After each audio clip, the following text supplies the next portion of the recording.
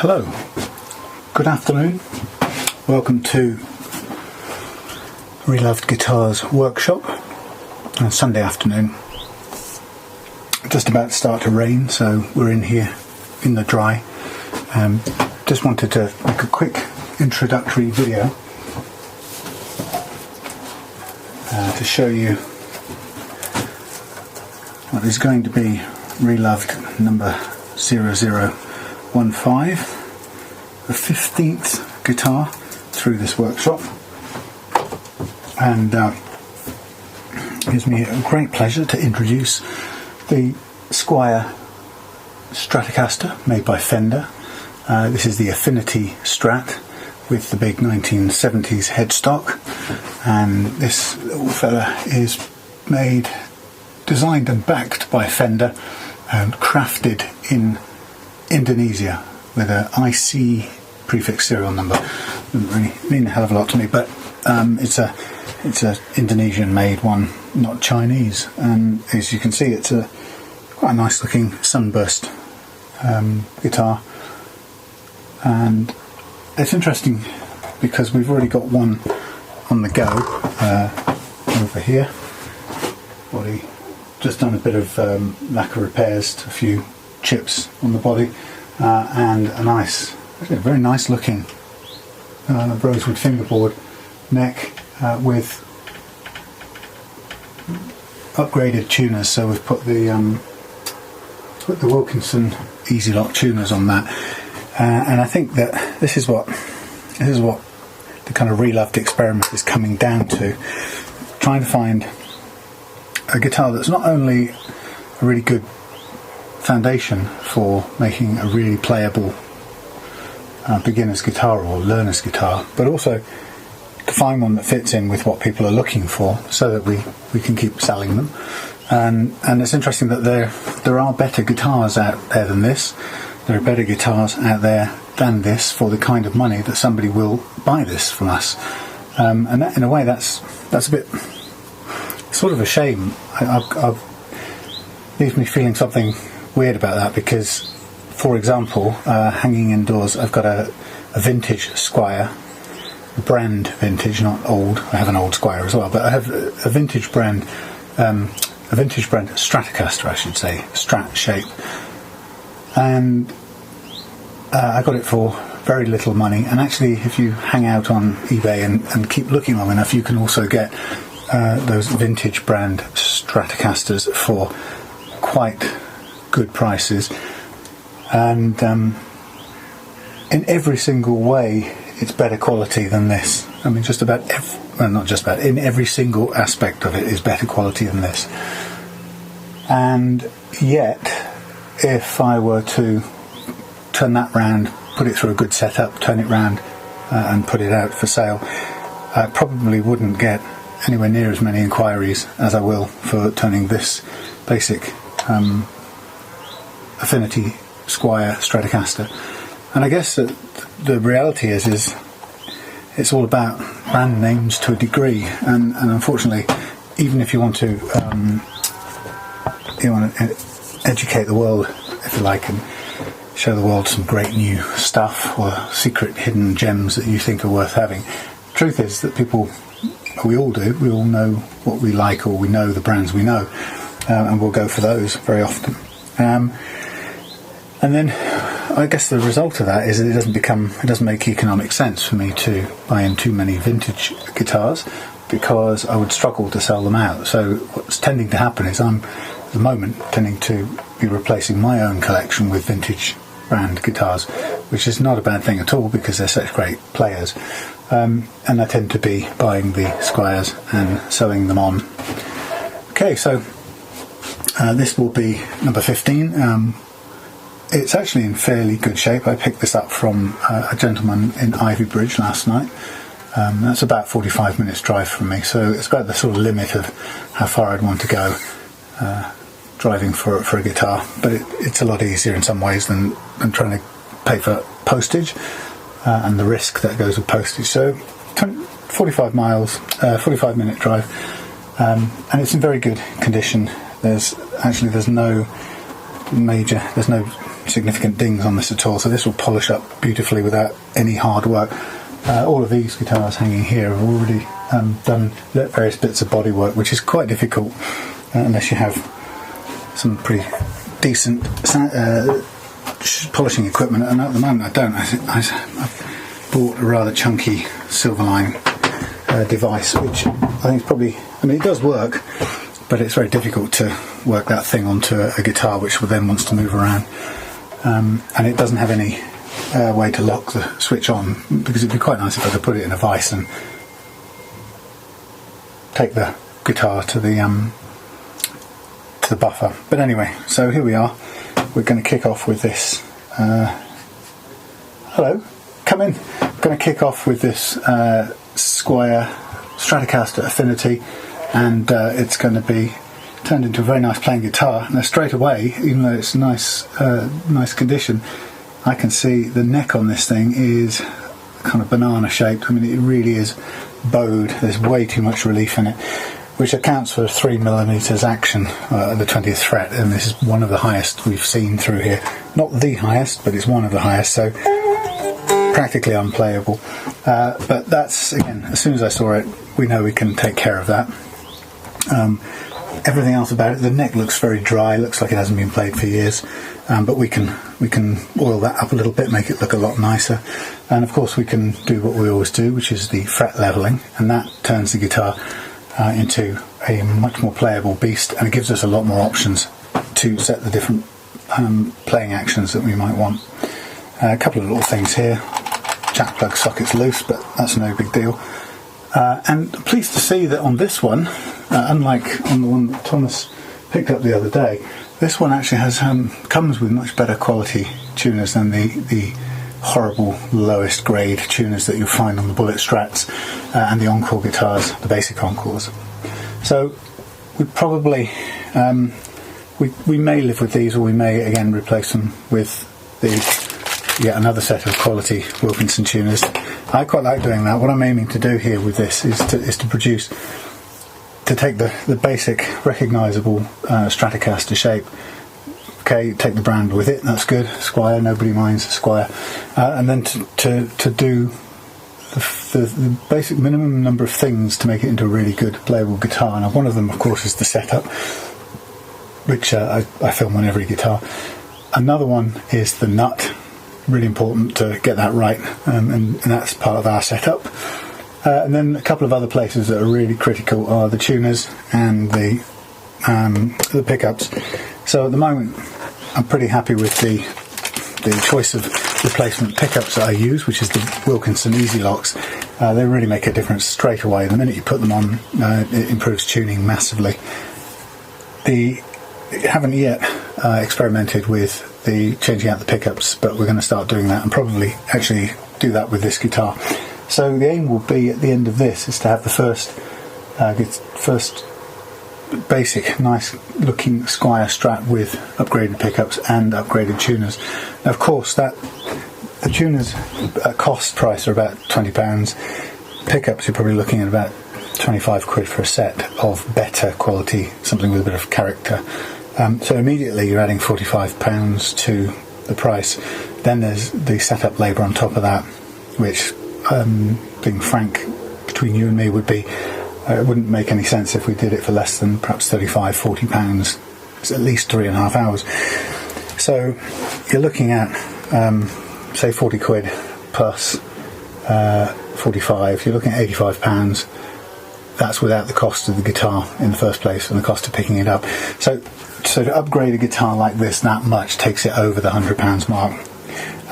But I'm not too concerned about that, because having a look over the last few days, there's strangely not a lot around the £120, £130 mark. So if you happen to have £120, £130 in your PayPal account and you're looking for a new guitar, you can either get a load of bog standard, awful, horrible to play Strats, all of which will be as bad as each other because none of them will have been set up properly, or you have to hold on and try and find something, save more money and find something more expensive around the 200, 250 mark, which is where you start getting into the Epiphone Les Pauls, or into the sometimes the Mexican Stratocasters, that kind of thing, or actually the classic vibes Squiers, which are really nice.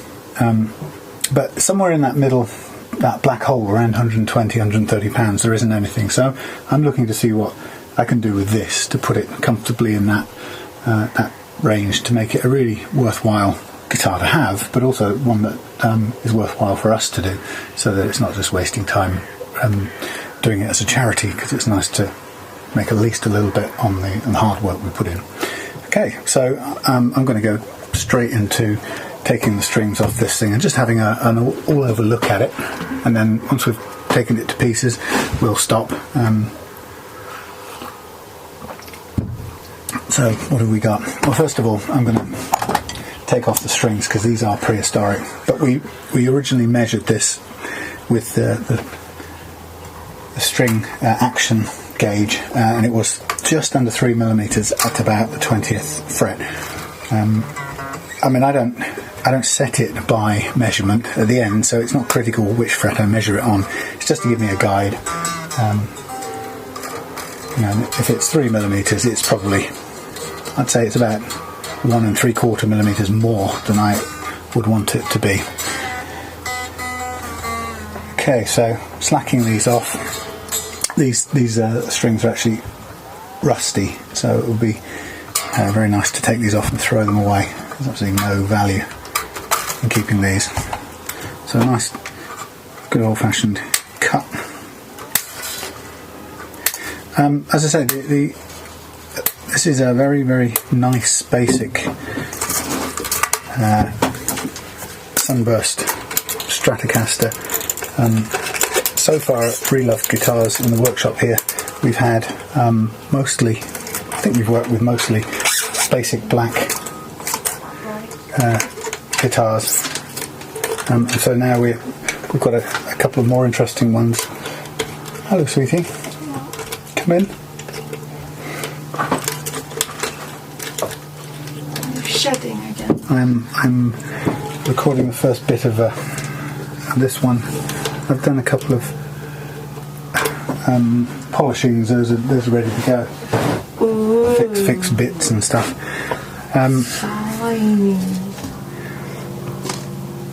So I'm just currently recording the chopping strings off bit and taking this one apart. Yeah, I did there were some edges, chips on the edges of that one, and they're not perfect, but I've got a little bit of touching up to do still.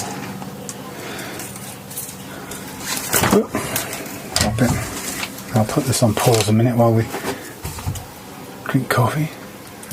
Okay, so we're just going to take off the neck. The neck off, and again, the thing that always watch out for at this stage in the game is, as you're taking the neck off, watch out to see if there are any shims. For example, I don't know if you can see it, but look over here. Looks over here. There's actually a little plastic yellow shim inside the neck pocket on this guitar. In fact, there's two, and I've drawn around them to make sure I knew where they were. And that was lucky I did that, because one of them fell out earlier on once I saw it, and I managed to find it, line it up, and glue it back in. But really important, if you want the action to remain, or the basic position of the neck to remain the same, then you need to know where those shims are.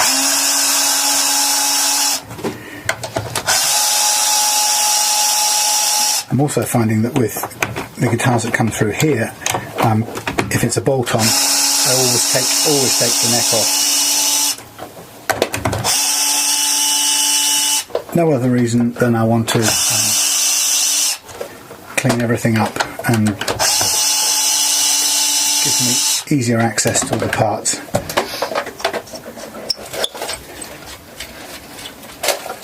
Hey, nice bit of sunshine. Going to interrupt the filming in a minute for a barbecue.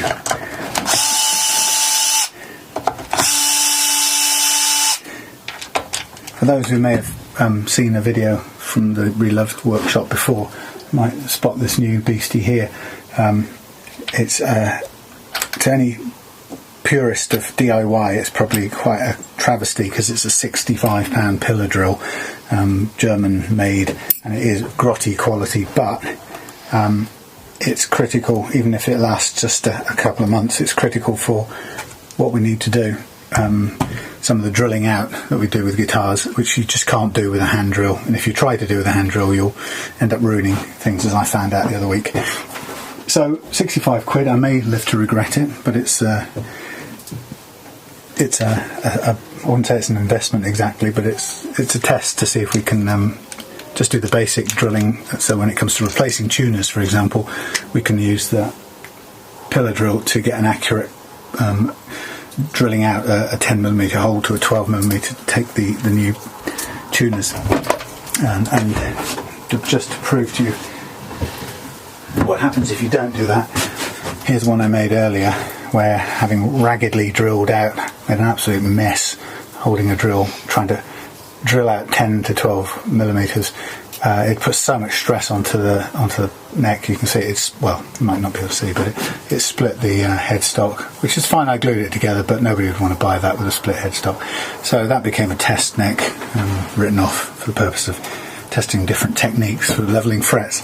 But again, that was a quick lesson in false economies. You know, spend 65 quid, get yourself a pillar drill that at least gives you a bit of control over it, which you just never get with a hand drill. It's impossible.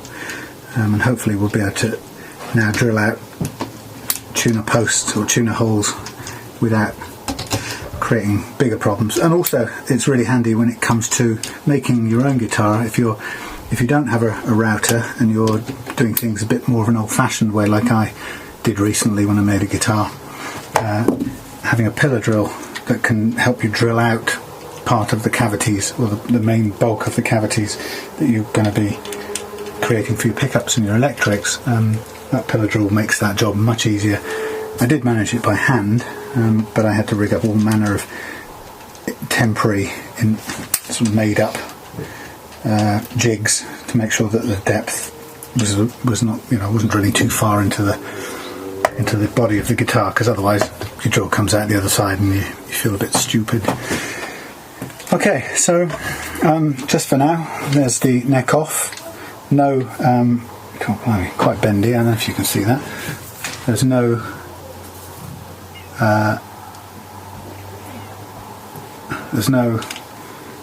other damage to it. Claire, can you have a look down there? Oh, she's got a mouse. Look down the edge of this. Can you see how kind of bows in the middle? Yeah. And that's quite a lot. That's more than we'd want.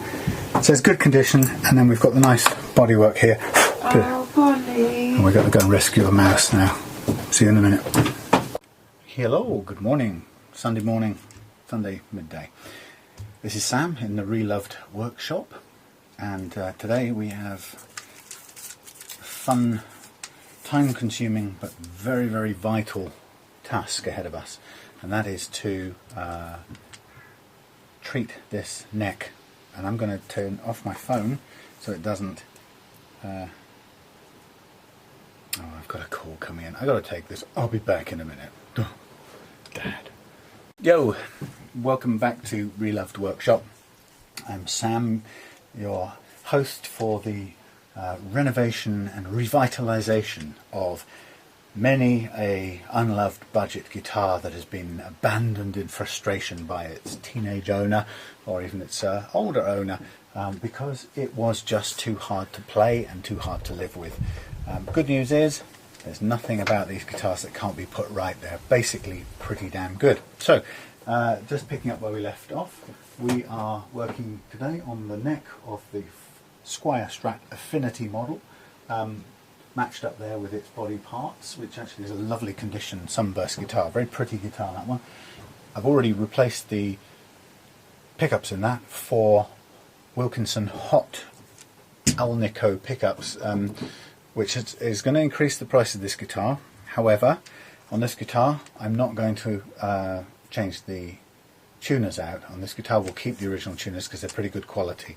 So the upgrade on this guitar is the pickups. I have removed the standard Squier Affinity pickups and replaced them with those nice looking Wilkinson hot Strat single coil pickups, which we'll get to hear only when we put the whole guitar back together. But today's job is going to be taking care of this neck, and for those of you who are new to this video and haven't seen what we do here before, give you a quick intro. The neck is probably the most critical part of your guitar. The pickups obviously are important and the electrics make the guitar sound a particular way, but for playability it really is all down to the neck, and the neck is where most of the faults on a budget guitar are to be found, and trust me, they're found on every single guitar, not just yours. Critical mistakes or problems that you get in all of these shop-bought guitars, they come out of the factory like this and they come out of the shop like this for lots of reasons. The main one is just that it would cost too much to put them right, and they wouldn't be able to make the tiny margins of profit that they currently make, and they wouldn't be able to be in business. So I guess the bottom line is, in order to be able to buy a guitar like this for maybe 130 pounds new with its lamp in a kit or whatever, you have to accept that they come with a nut that's set wrong and frets that are not level. And the result of those two things is a guitar which is almost impossible to intonate properly because the notes go sharp when you try and play chords here, and also one that you have very little freedom what to do with the playing action, because the uneven frets mean you cannot lower it beyond a certain point without getting choked notes and buzzing strings. So this inherent problem is common in all these guitars. In fact, every single one that's come through the Reloved workshop. So it's just the way it is. It has to be that way because you wouldn't be able to buy these guitars at the prices you do buy them at if somebody in the factory or in the shop put in the 3 to 4 hours that it takes to put these right. And think about that, you just couldn't do it. So here we are. We're taking the basic neck of this guitar. Tuners are all in good shape. We've got the string trees on here, don't need taking off, everything's good condition about this neck. There's a little bit of a clean up there, it's had a sticker on the back which has muddied it a bit, but we are masked up, ready to go. The neck is as straight as I can get it with the truss rod. This is very important before you start doing the frets. It isn't straight on both sides, which tells me we've got a slight bend in the neck on one side, not the other.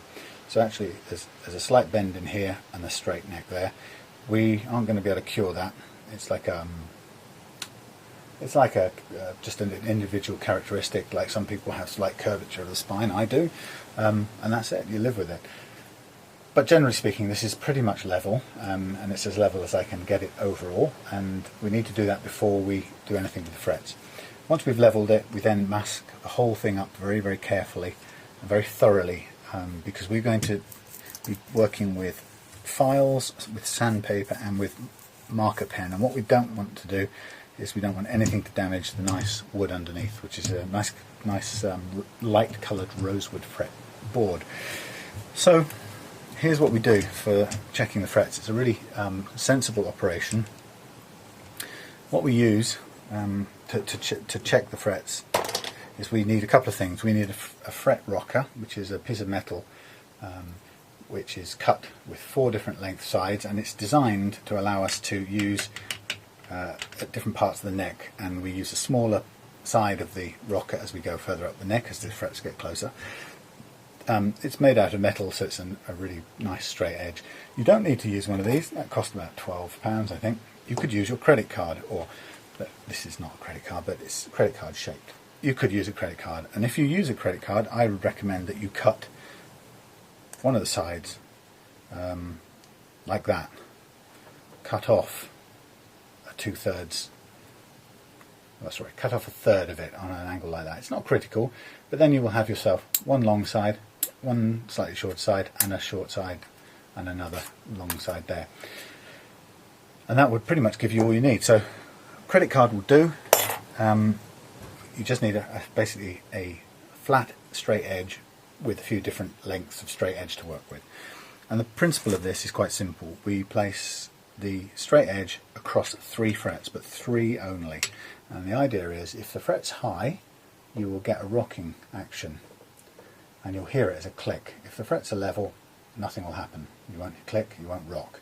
So whenever we hear clicking noise, we know that this part of the fret's high, and we're going to mark that fret up as high. So we just begin. I'll zoom in with the, or as far as I can go with the camera. So here we go. Longest edge first, and straight away you might be able to hear that. Quite substantial high fret, and it starts about here and goes all the way across. So I'm just literally going to take my permanent marker and draw straight on top of there where I find that high fret. So you can see it's not all of the fret, it's just a part of it. Then we move on to the next one. Of course you can't do this because you can't rock on the nut, right? So you kind of have to live with that one, and the same applies to the one at the very end, but everything else you can check. So we move on and we just go up the neck, rocking as we go, and I've got some high spots at the far edge of this one. So once again I just mark that up there and move on. I'm still using the same size edge. This one's got a little bit of rocking there, but overall actually it's pretty okay, this one. Nope, there's a tiny bit. Very, very slight. So what you aren't doing with this marker pen, you aren't making a mark, you aren't saying anything about the severity of the rocking, you're just saying there is unevenness here. And now I'm going to switch down to a second longest edge as I go to the next fret. And here we have some quite chunky rocking from here through to the middle. And again, we mark it up and move on. So already you can see that I'm building up a pattern, or a map I should say, of the high spots on the frets going up and down this neck. And what you'll get at the end of it is a picture of a pretty standard state of affairs as we've found over the last 3 or 4 months of doing this. There is almost no single guitar that's passed through here. In fact, there isn't a single guitar. And I'm not gonna what's the word? Couch this. There isn't a single guitar that we've touched in this workshop that hasn't got a similar pattern of high frets, or uneven frets, I should say. And that's because the process by which these frets are put into the neck is quite crude. It's not hugely scientific. You have a saw that cuts a nice little slot into the neck, in the wood, in the fingerboard, ready to receive the fret, and the fret is then dropped into that, or pressed into that, and glued in place. But each fret is done probably with a slightly different amount of pressure, and maybe pushed further, or maybe hit some resistance that the slot may not be sawed perfectly, or there may be a lump or a knot, or there may be some glue in the way, or whatever. It's not precise science, but the fret is pressed in, and it's pressed into a fairly standard kind of pressure, and in truth it's pretty level. The whole fretboard is pretty level, but it's not exactly level, as we're finding out now. Now, you can still play this guitar, and when we got it, it was perfectly playable. In fact, it was quite nice to play. So we're not saying that the uneven frets render your guitar unplayable by any means. Some do. Some are so bad that they kind of pretty much make it hard for you to play. It's not the case with this.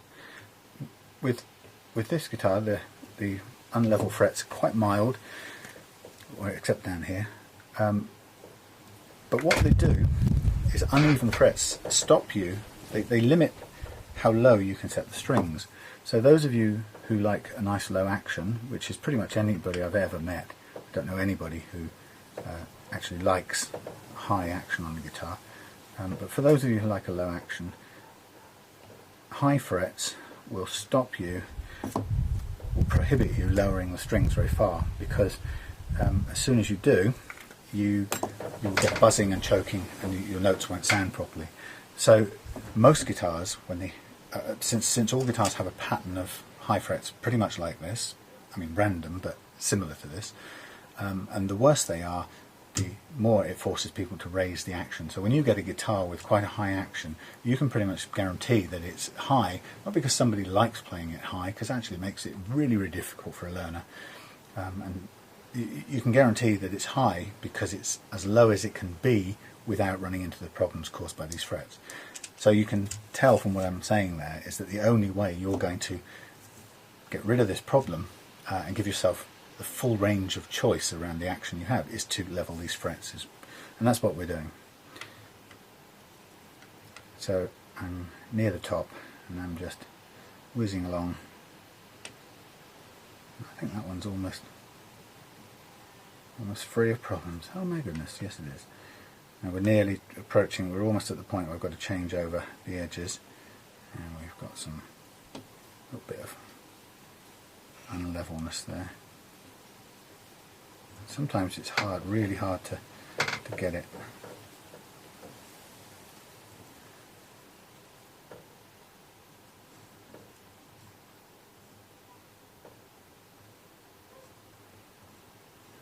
No. And then I go to the smallest edge now, and I've got some right there on the edge.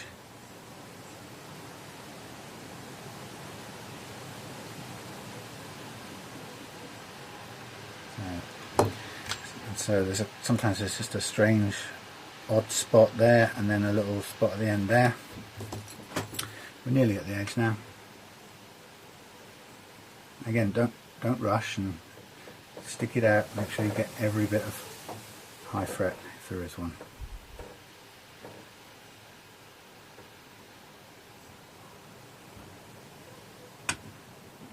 There's one. You can kind of hear it.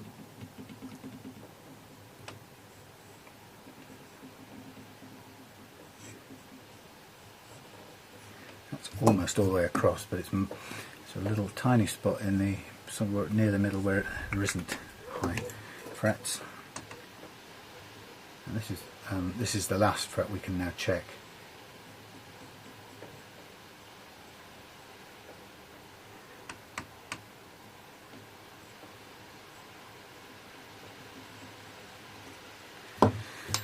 Okay,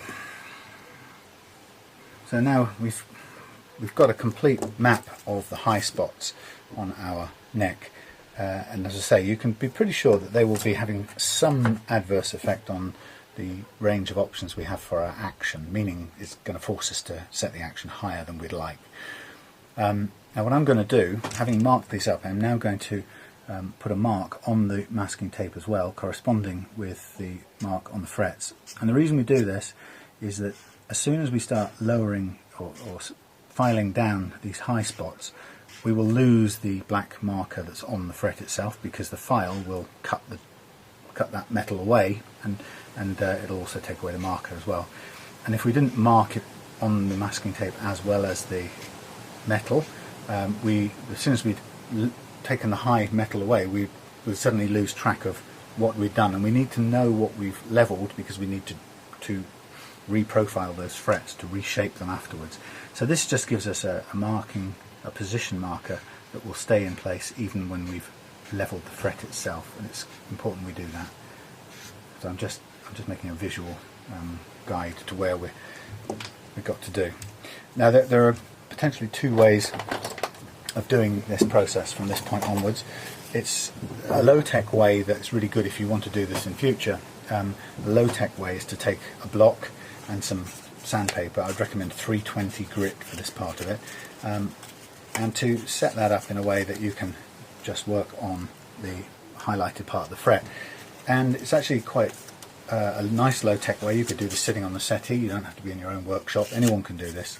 You do need the neck to be leveled, so the truss rod has to be set to level the neck, but it could still be attached to the body. There's nothing that says it couldn't, and you could be on your settee with the TV on. Not ideal. It's good to be in an open space where you can do it. But low tech, 320 grit paper, a block, and you just take a little bit away, and then you recheck with your fret rocker once you've done a couple of scrapes.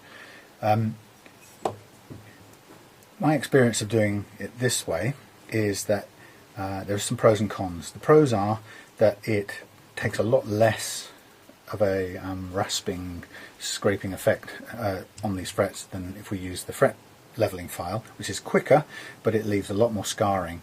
This leaves a lot finer scarring, which means the polishing, the reshaping and polishing part is a lot easier.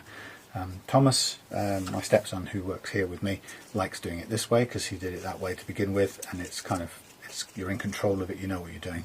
I tend to like doing this because it's quick, one scrape and we're done, and it also levels all of them at the same time, so that it takes a bit off every fret but more off the high spots. Looking at the sheer number of frets that we've got to cover, I would be tempted to I'll do all of them at once. So I'm going to put this aside, this method, and I'm just going to work with the fret leveling file. But what it does tell me is if I do this, I've got quite a bit more work to do to take out the scratches that this is going to put into the frets, and so I have to work harder at the next stage, or sorry, the polishing stage, than if I were doing it, reducing the fret heights with this method. Okay, so here we go. I'm going to do all of the frets now, and my job now is just to make sure that I do an even, smooth pass across all the frets, and you'll hear it rasping, and you'll see it taking the top off and it will take away the black marker pen on the top of the frets very clearly, but it will also take a bit off the frets that we haven't marked.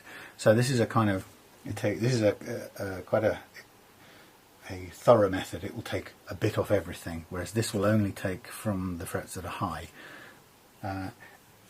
Just as a point, if there were only a couple of high points on this whole neck, I would use that method, right? There's no point scraping all of these frets if you're only gonna, you only need to do 2. But you can see this is at least 70% of the frets on this neck need doing, and while I'm there, then this method will allow me to take away any of the grooves down on this first fret, which usually has some grooves from playing. Okay, so here I go. Just going to literally put this thing on. I'm going to try and run it in a way that it doesn't chatter and skip. I want a nice sort of firm scrape all the way down the neck, and I can see it beginning to take off the black marker. And I want to go right to the edge and then come in a bit and work my way all the way down to the nut. In a way, it'd be good if I could take the nut off. I was skipping a bit there. If I could take the nut off, it would be good, because then I could sort of go further off the end and probably get a cleaner cut on this first fret. But as I can't, I'm just going to run up and down a couple of times, and I know that I have enough fret material on this to get away with taking a little bit of everything. And I'm now, it's hard for you to see in this light, but I can look at the places where I had drawn black on the fret, and every single piece of black is removed, as is some of the stuff either side as well, but that's okay. I know I've got all the high points, and everything else should be fairly level. Also, what you'll see straight away is this is quite a destructive process. There's a lot of swarf or little bits of metal on my fingers there.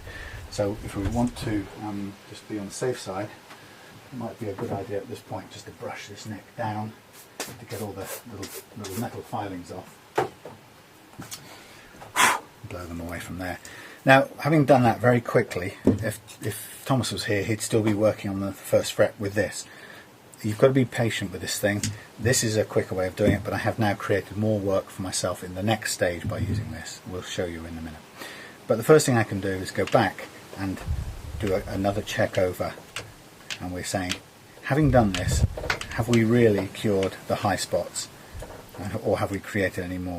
So we've still got the markers on here, and we can see where we did have problems, and I would recommend you don't just go to those points, you go all the way up the whole neck with all the frets again, obviously paying attention to where you marked it as high before, but do all of them again, because we want to be sure that that little scrape we did with the file has given us a nice level starting point for our new beautifully leveled frets. And as far as I can see, everything, there's nothing, we haven't left any, let's change size here. As far as I can see, we've not left any problems behind as a result of that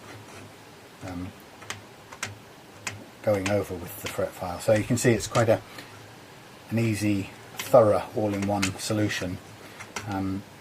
If your metal left on your frets was marginal and you were really quite close to not having metal left, it might be a very old guitar for example, then you may not feel comfortable doing that method because you just may simply feel that you don't have enough metal on all the frets to be doing it with, and that you'd go for the spot sandpapering method, which would be smart to do in that situation. I've got a tiny high spot here which I'm just going to put another one pass on, and that's taken that down nicely.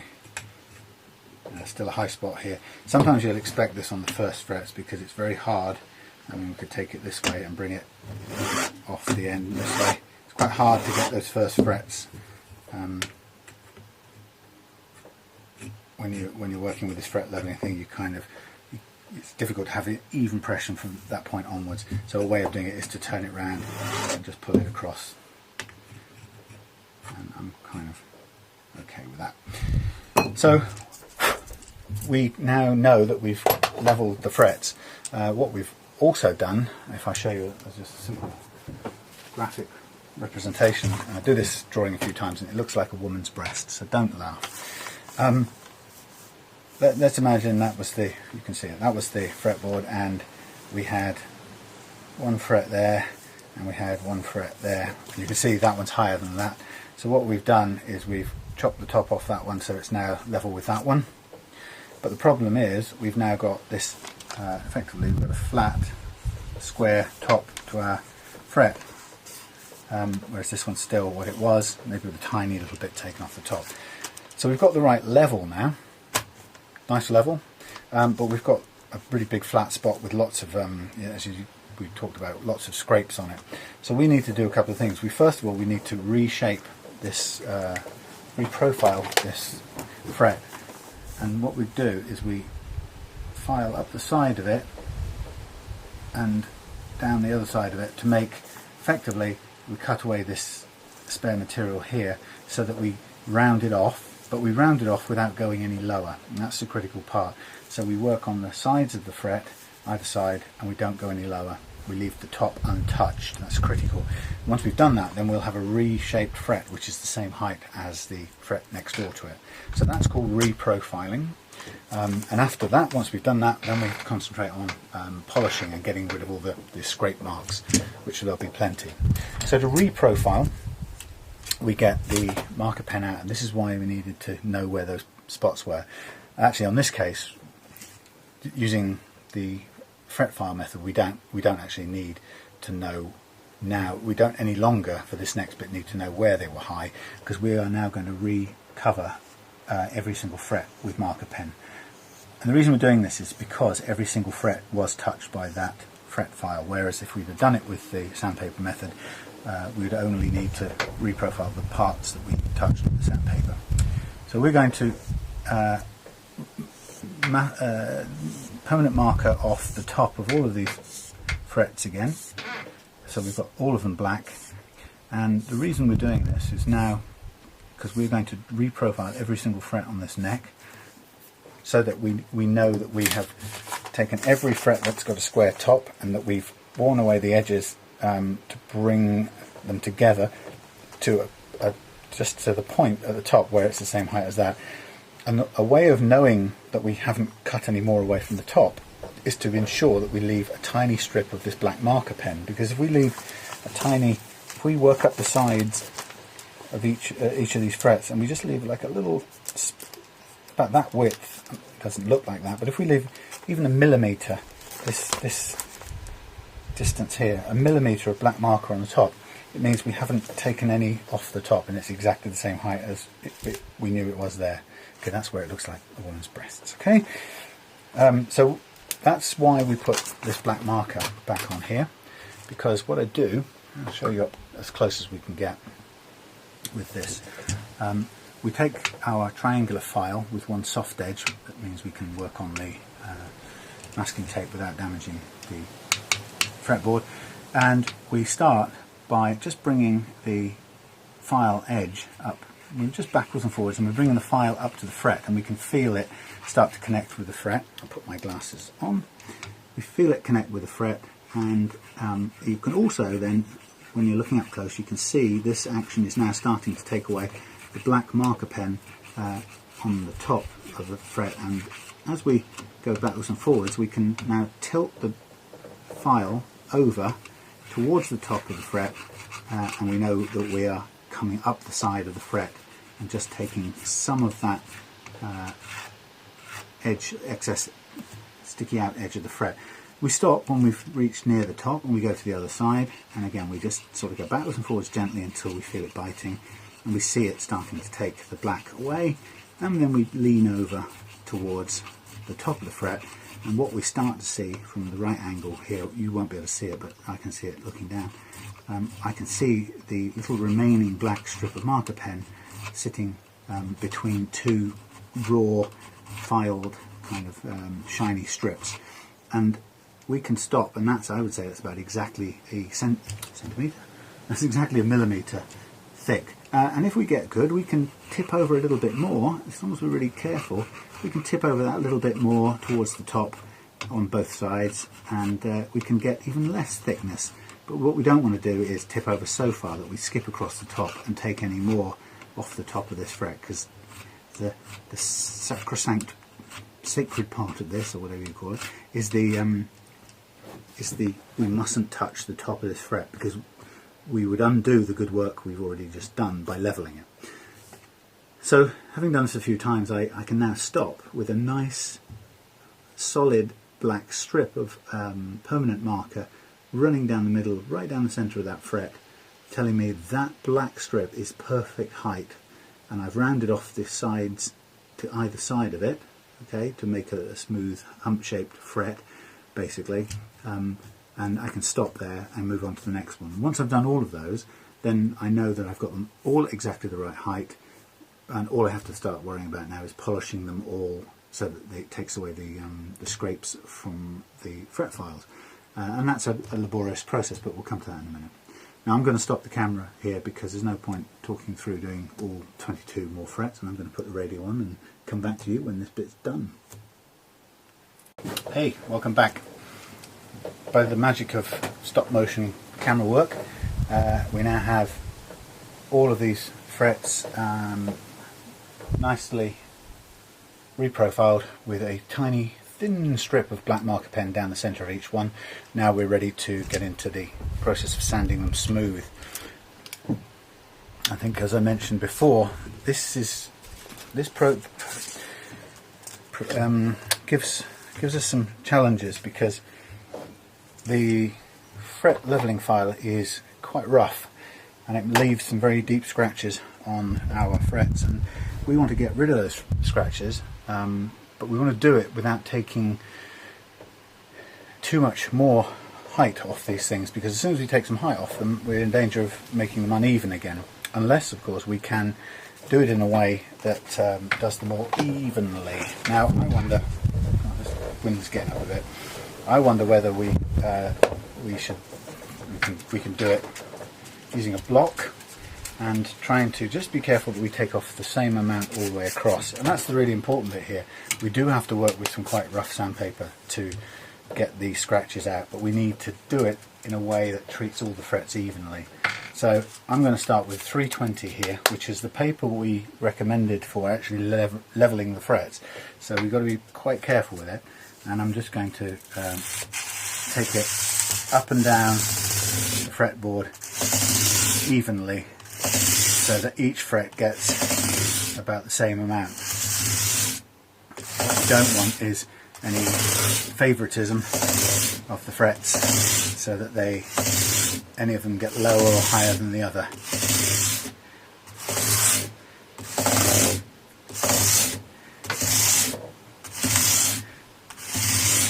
Now I should have taken about the same amount off each one. A quick check, if we dared, with our fret levelling file should turn up no sudden shocks. We shouldn't have just then suddenly created any changes in the fret heights. Because we've done everything pretty much evenly, if we want to, we might just go across all of them as well, but again we're going to do them all the same, and we just make sure everyone gets pretty much the same treatment all the way down. We're just hoping to take away some of the roughness that the file left on the top.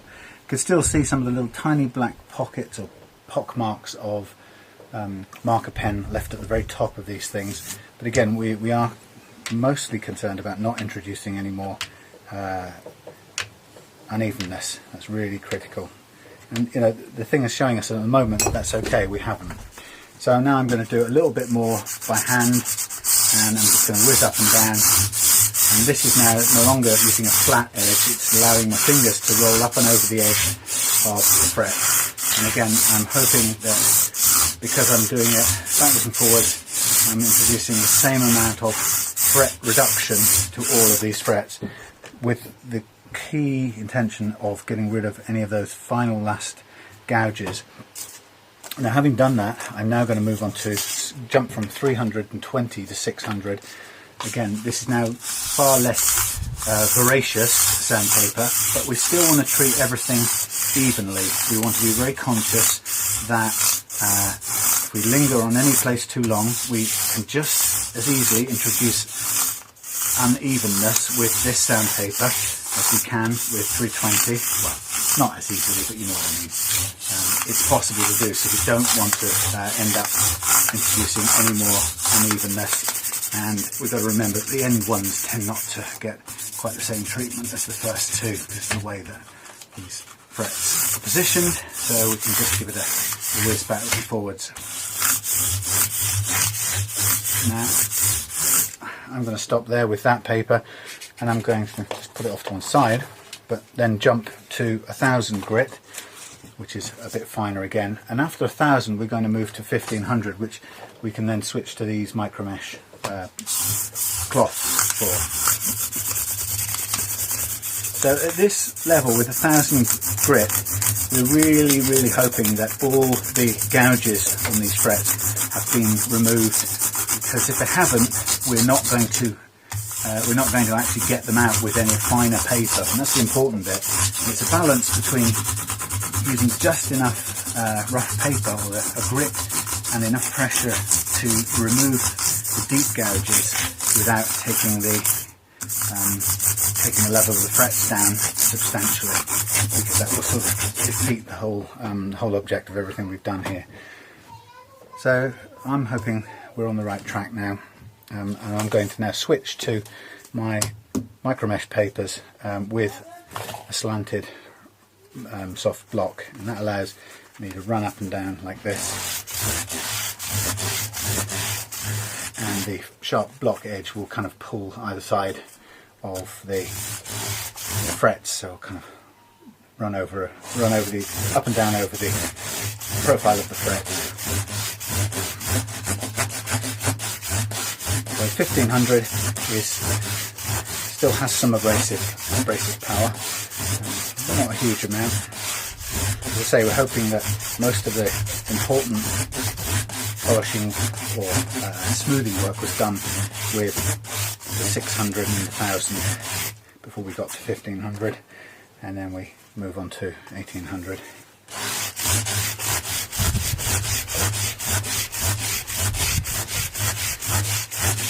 In a sense, you can spend longer as you get into the higher numbers of grits, the finer paper, and you will, the longer you spend, you will get a slightly higher level of polish out of it. But obviously, it's a balance between the abrasiveness of the paper and the time and pressure that you apply, and you can increase one and reduce the other, and get the same effect in the end. And at some point, I also want to just be sure and go over each fret in the sort of longitudinal direction, just to make sure that if there are any little nicks or imperfections, we're just catching those out. I think we're okay. I think this is probably done. I'm just whizzing along, doing each fret twice.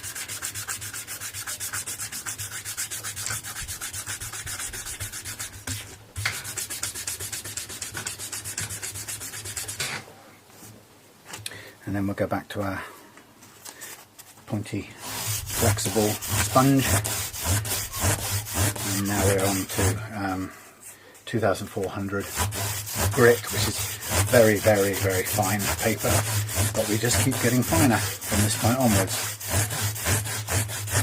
And I think the final thing we'll do at the end is we'll work these frets over with a little bit of polishing compound and a Dremel wheel as our final touch.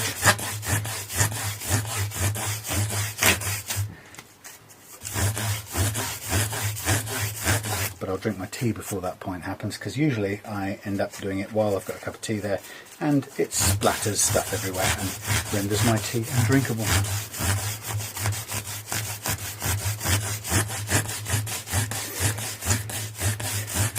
So the nice thing about these micro mesh papers is that they really are a really smooth, steady, progressive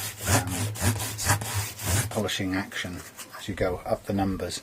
We're now coming to 4000, which starts to really shine things up. And about 4000, lacquer scratches that you've polished out of lacquer with these starts to turn shiny again, and you're really back at that pre-polishing stage from about 4000 onwards. So this does a great job on scratches or lacquer repairs that you've got to bring back up to smooth and shiny like the original. And no, don't make the mistake that I'm by no means proficient in lacquer repairs yet. I've just been doing odd little practice runs and they're not perfect. So I've got quite a lot to learn in that department. But because of that, then I also am careful not to take on extremely large jobs that would really affect the quality or the finish of the guitar or the look of the guitar. So I just, at the moment, I'm taking care of small damage and small repairs only. So now we're on sort of 10,000-ish, whatever it is, 8,000 probably. Very close now. The last paper, we've got 12,000 grit, which is it's just a polishing paper really. And we could go up and down this for quite some time. But as I say, we'll get the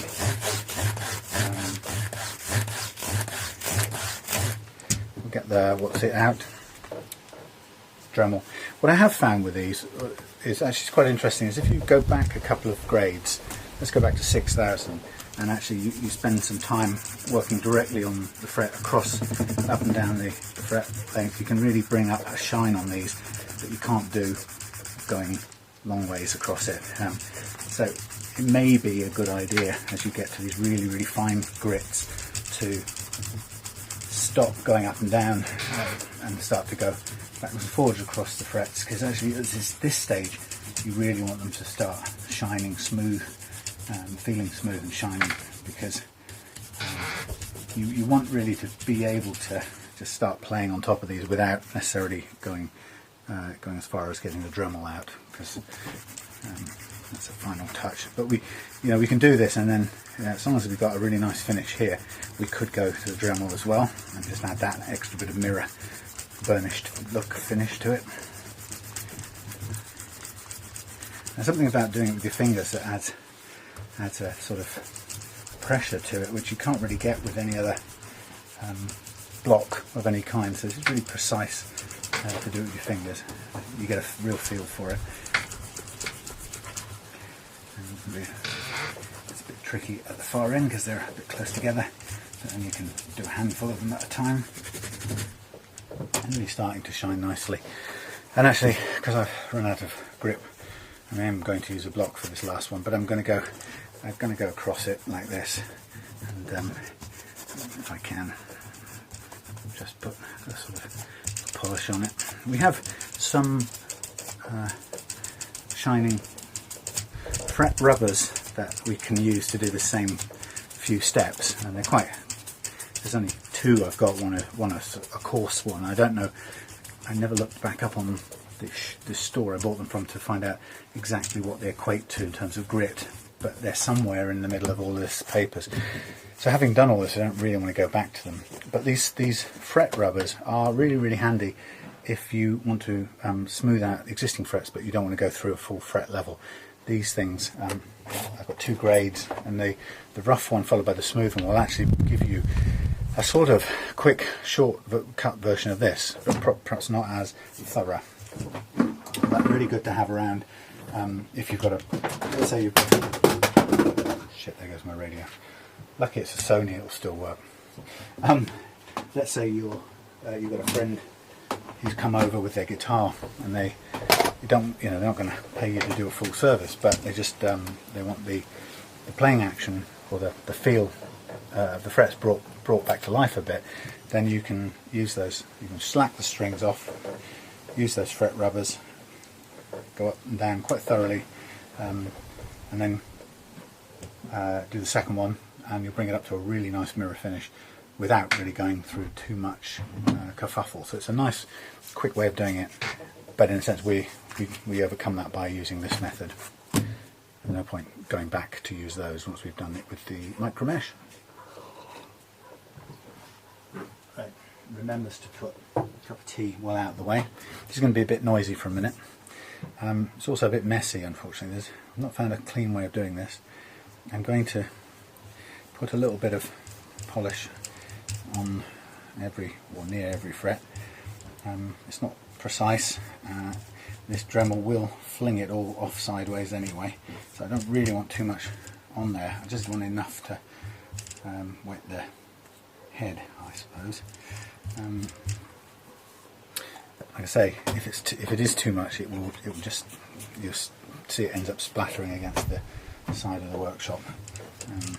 So it just needs to be enough to sink, to make into the cleaning head a bit. Now I've got one on there that's pretty much almost worn out, so we probably won't get another go out of it after this.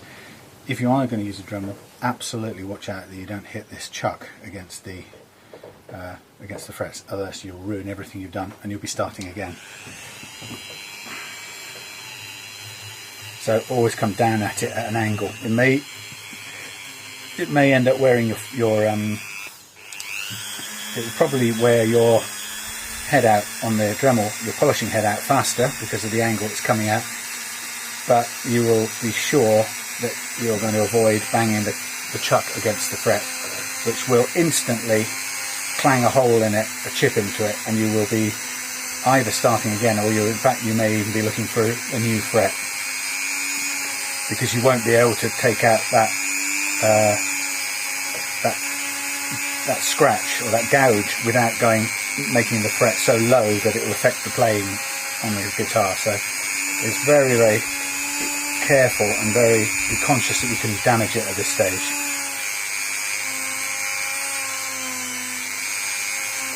But it doesn't actually need it at this stage. This is just a kind of a luxurious finishing touch to really put extra shine on it. It's not critical. That would have played nicely as it was.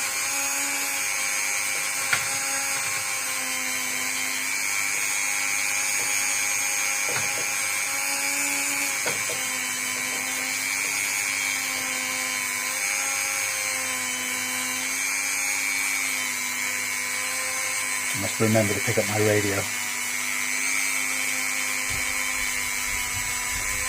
By the way, it's an old-fashioned analog radio. You turn knobs to tune it, and what's great about it, the best part about it as far as I'm concerned, is that it runs forever on one AA battery. Yes, just one battery. Just keeps on going. You could recycle the lowest of the low batteries in your house into that radio and it will carry on playing forever. Brilliant technology. You don't find that anymore in this day and age. Everything's too power hungry.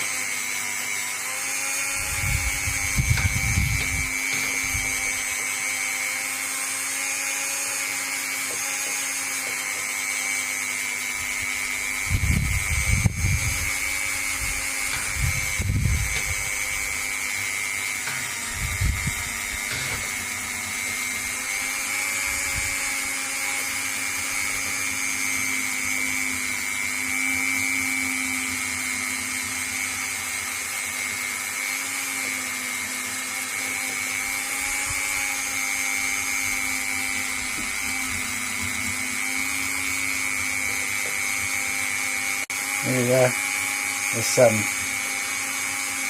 polishing head's pretty much worn out now. They're very, very delicate to begin with.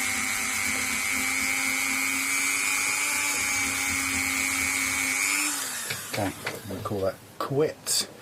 I've still got volume, that's good. Right, so the next stage of this process, really, we're nearly there.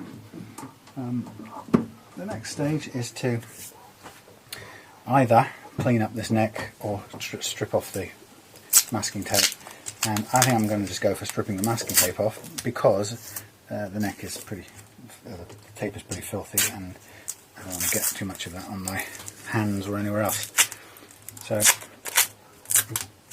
be cautious at this point. Don't use a knife. I say this every time, but whatever you do, resist the temptation to take a knife to this masking tape because you will only do something you'll regret.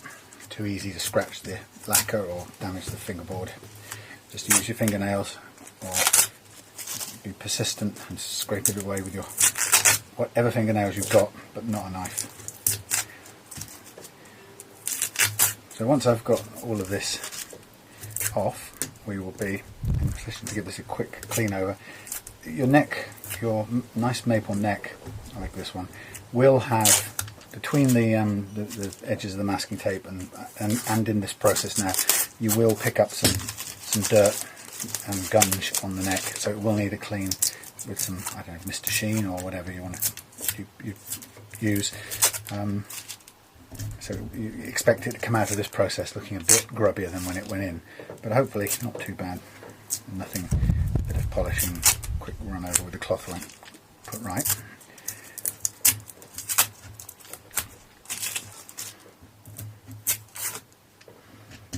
And then once we've done this, we will be heading towards reinstalling this neck, and we're going to see that occasionally happens. I do my best to guard against that. Occasionally you get a bleed through of the marker pen and it goes to the wood, so we'll have to use some alcohol to get that off and work on that a little bit. It's very, very rare, but sometimes it just bleeds through, and I really don't quite know how that does it because I didn't mark down the side of this neck. If you remember, I just went over the top. So there's something happening that allows that masking tape marker pen to get through there onto the side of the neck, which is not really good. However, we'll get rid of it. So there's my grubby pile of masking tape. Let's find a reasonably clean cloth and take this bit of tape off as well. And put a bit of, just to begin with, I'll put a little more splodge of Mr. Sheen on the back of this, just to, if I can, take off some of the fingerprints for the time being. We'll give it a more thorough clean as we get towards the end. Just want to take off any grot that's been hanging around since that last process. Apart from that blob of marker pen down the side, there's no too much filth on it. Okay, so we have in front of us a perfectly levelled neck, which will now be in a position to reconnect to this very, very handsome looking body. I'm just going to take a little bit of alcohol to the side of this to see if I can ease off some of this. It's coming off bit by bit. Yeah, we'll be now able to fix this neck onto the nice sunburst body we've got over there and take it from there. And then we'll re-string it and start the process of setting the action and intonation on this guitar. Now, we have some spare strings that we're going to use.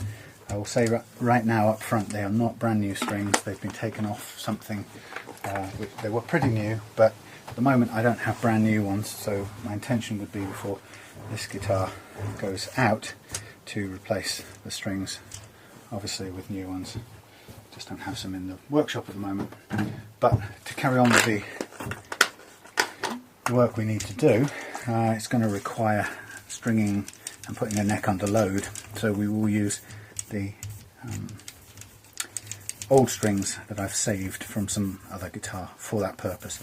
It also allows us to have a quick listen to the quality of the new Wilkinson pickups that we put on this guitar, because as yet I haven't been able to hear them, what they sound like, because we've not been strung up in any way.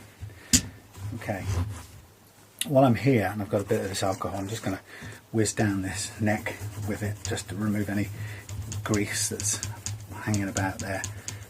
There's a number of ways you could do this. You could do it with what do they call it, naphtha, or lighter fluid, the canned stuff. I think you put in Zippos or stuff like that. You can use soap and water if you like, very, very mild soap, not too soapy. You don't want to pull the oils out of the wood.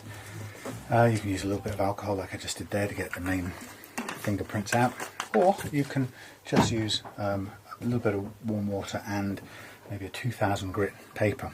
But if you're going to do that version, do it before you polish the frets, because 2000 grit will still put scratches on there that you don't want, because they'll mess up your playing action. Okay. Well, we're heading for a good place now. This says September, I think it's September 05 on this neck. 06 or 05 or 06, one of the two. Okay, so I'm going to cut down from its hiding place. So what I'm going to do is I'm going to stop and I'm going to unload this video, because I know what will happen is we'll run out halfway through and that'll be a pain. So back in a minute.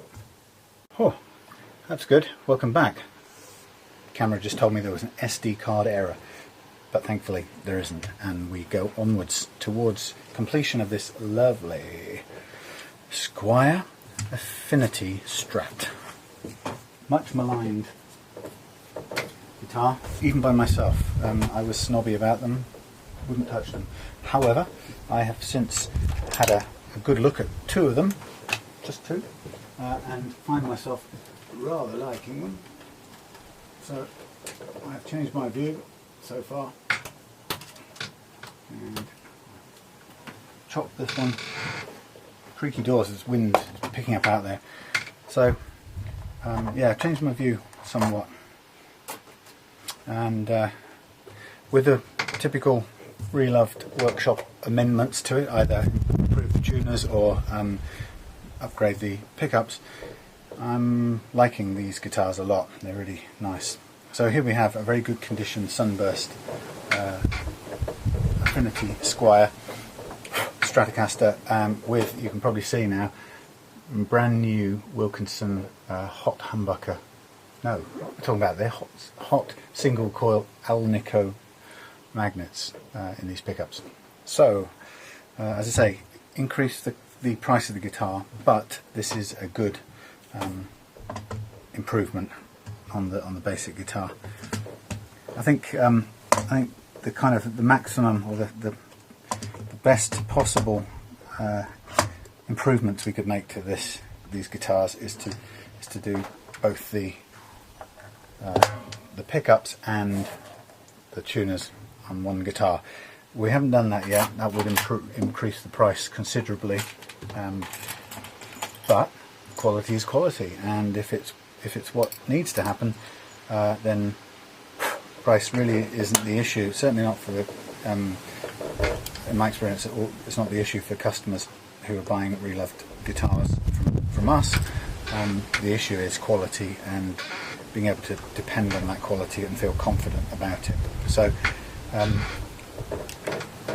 I guess what we're heading towards is what is the best rig for the money, using these guitars as a good solid start point.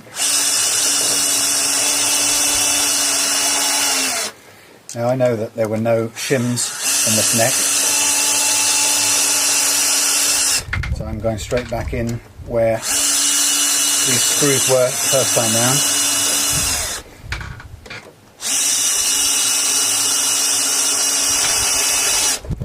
And just before we get to the sort of end point, I'm just going to put this on the deck so I can line up the plate and get it back in line where it should be. Because these are slightly countersunk, as you get close to the end, these screws will pull the plate into the right position. That's the convenient thing. And then you can go in and put the last bit of force into them.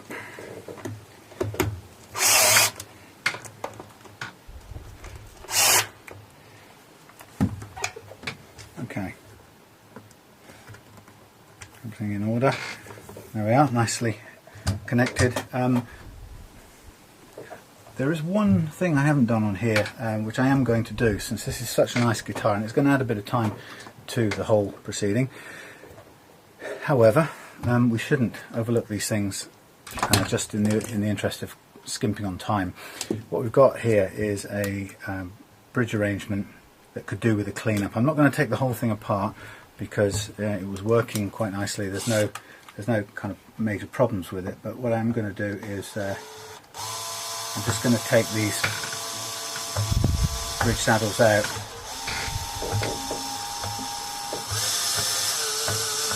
It's a bit annoying, this isn't the best tool to use. I'm going to take them out, I'm going to put them in the particular order they come out, and I'm just going to...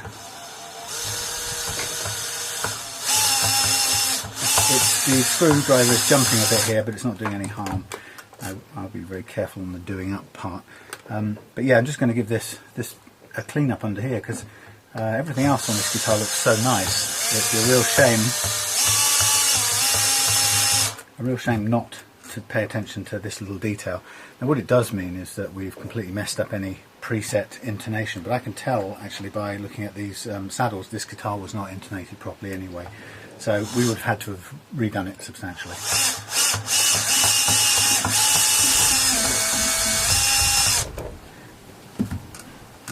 But as I say, it gives us a chance to clean up each of these saddles individually, at the same time clean this little plate here. And if there were any other issues with this guitar, I would have taken that whole plate off and just given it a good thorough look over and checked the tremolo unit.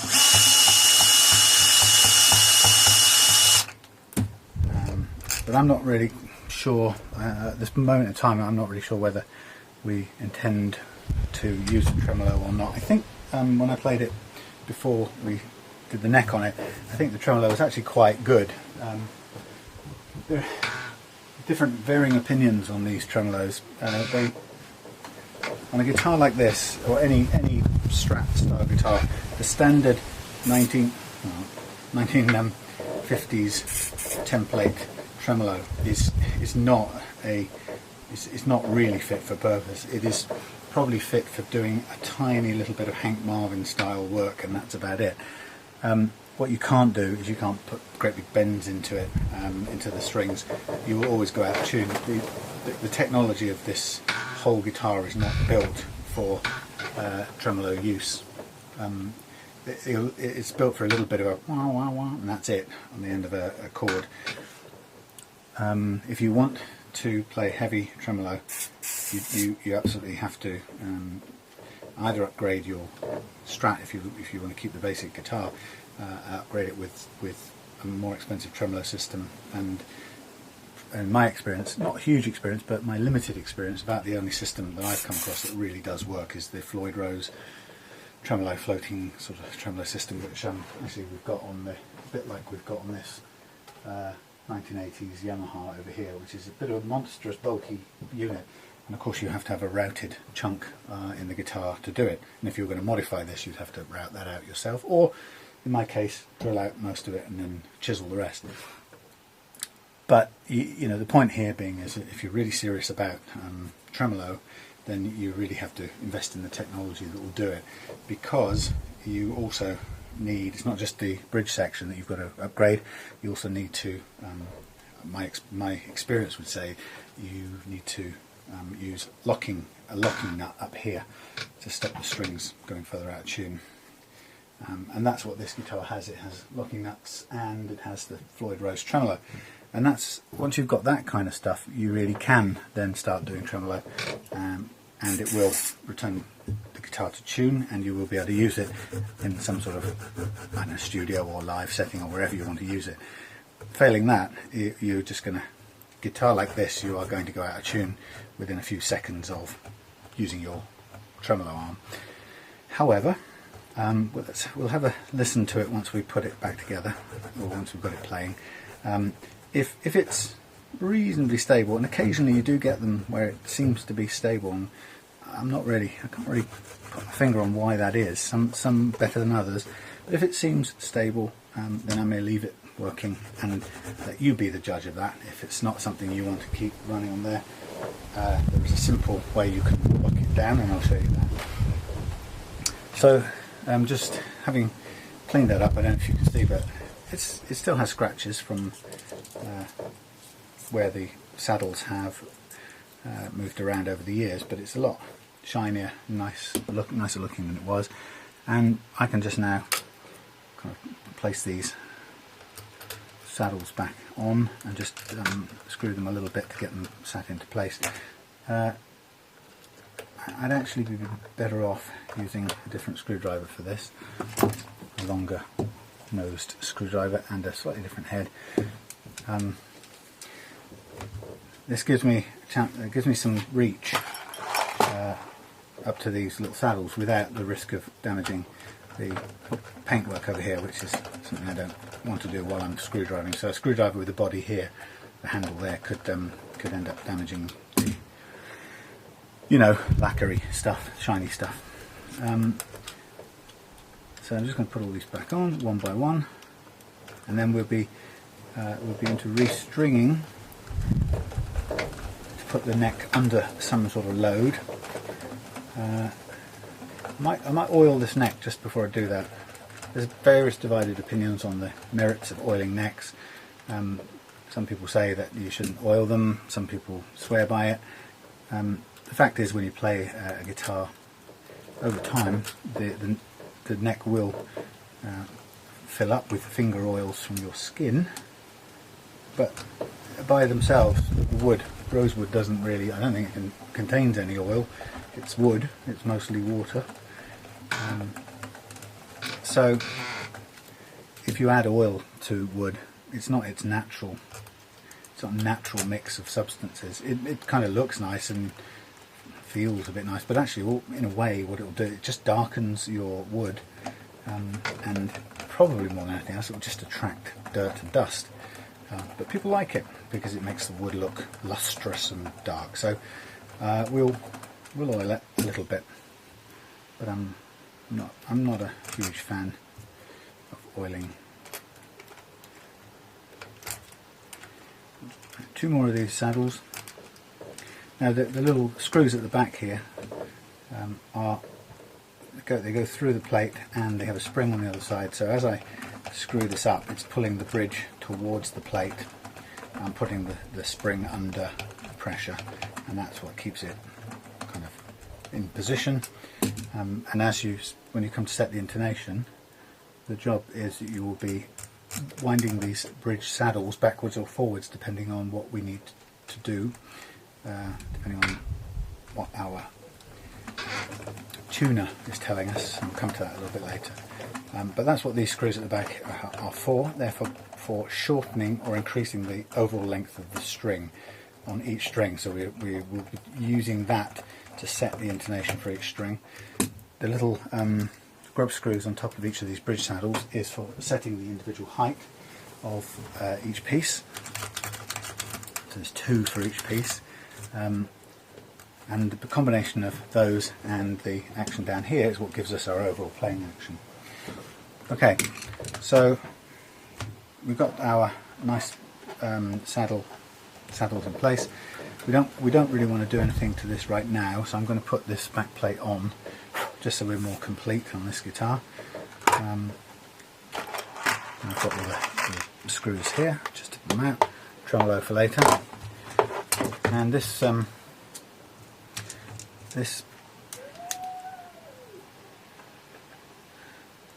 again, we can use the hand tool for this, as long as we're careful and we're just conscious that we want to line things up before we over tension anything.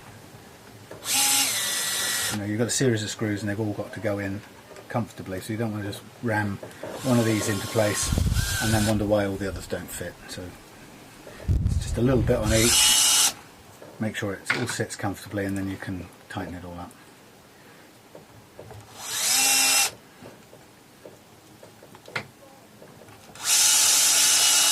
Okay, and so we're finishing off, and it's wood, so it doesn't need to be kind of pushed too hard. It just needs to bite and stop.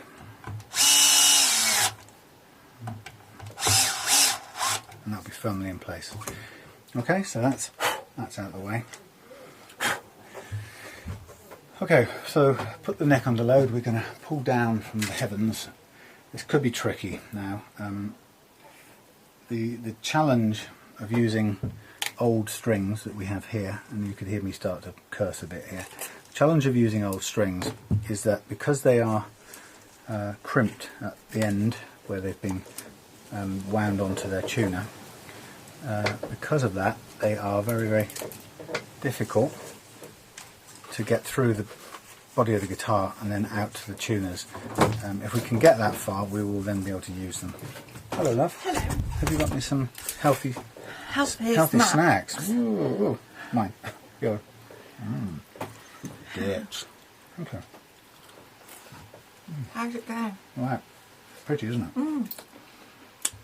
New, clean. New Wilkinsons. Oh. Say hello to Claire. Hello, This Claire. Is this is Claire, my partner, who is Mrs. Reloved. Mrs. Reloved. She has a corner, small, pitiful corner of this shed. Doesn't get enough use, sadly. No, but My creative juices aren't flowing. make more of these nice desert fruits. Right, so I'm trying to put in an already bent string through this thing, and I don't have a lot to play with when I reach this end, so I can't even cut off that pile and hope that I can get it through. So I have to straighten it as much as I can to get it through the body of this guitar, and I just now know that I shouldn't have put that back plate on. I should have left it off. I regret that, but so I'm going to hope to be able to thread this through, and if it doesn't go through, I'll be shouting and screaming. Now that was easy enough, and that now is lodged in the wrong place. So tricky when you put these strings on. You've got to make sure this little ball goes right the way through to sit in properly, or else it will end up catching. This is not very good. Not fully pressed. There you go. It's all the way through. Right. Right. So now we have enough to put this back onto this string peg. I've got my string winder, and I will now just crank up this string, put a crimp in it. Again, what you're now doing is you're winding up a string that's already been bent in a few places, so there is always a risk when you're reusing strings that there's going to be a breakage. They're not as strong as when you took them out of the packet. There's just no way around that. Reused strings are weak.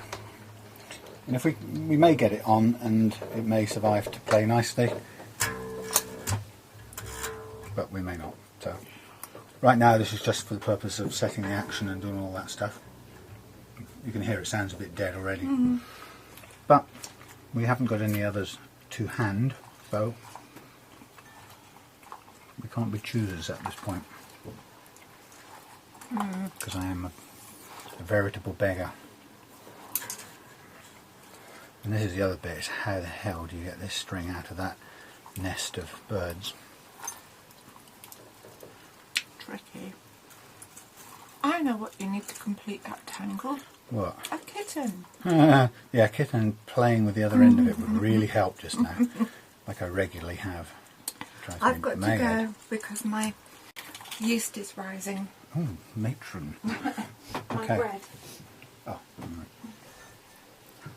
right, second one. See you in a bit. Second one. Straightening it out, hoping we can get it through the body of the guitar. As I say, not intended for general consumption, these strings, purely for loading, really loading the guitar this time. and making sure that we get the action and everything set right. I'll also have a quick listen to these here pickups that we haven't yet tested.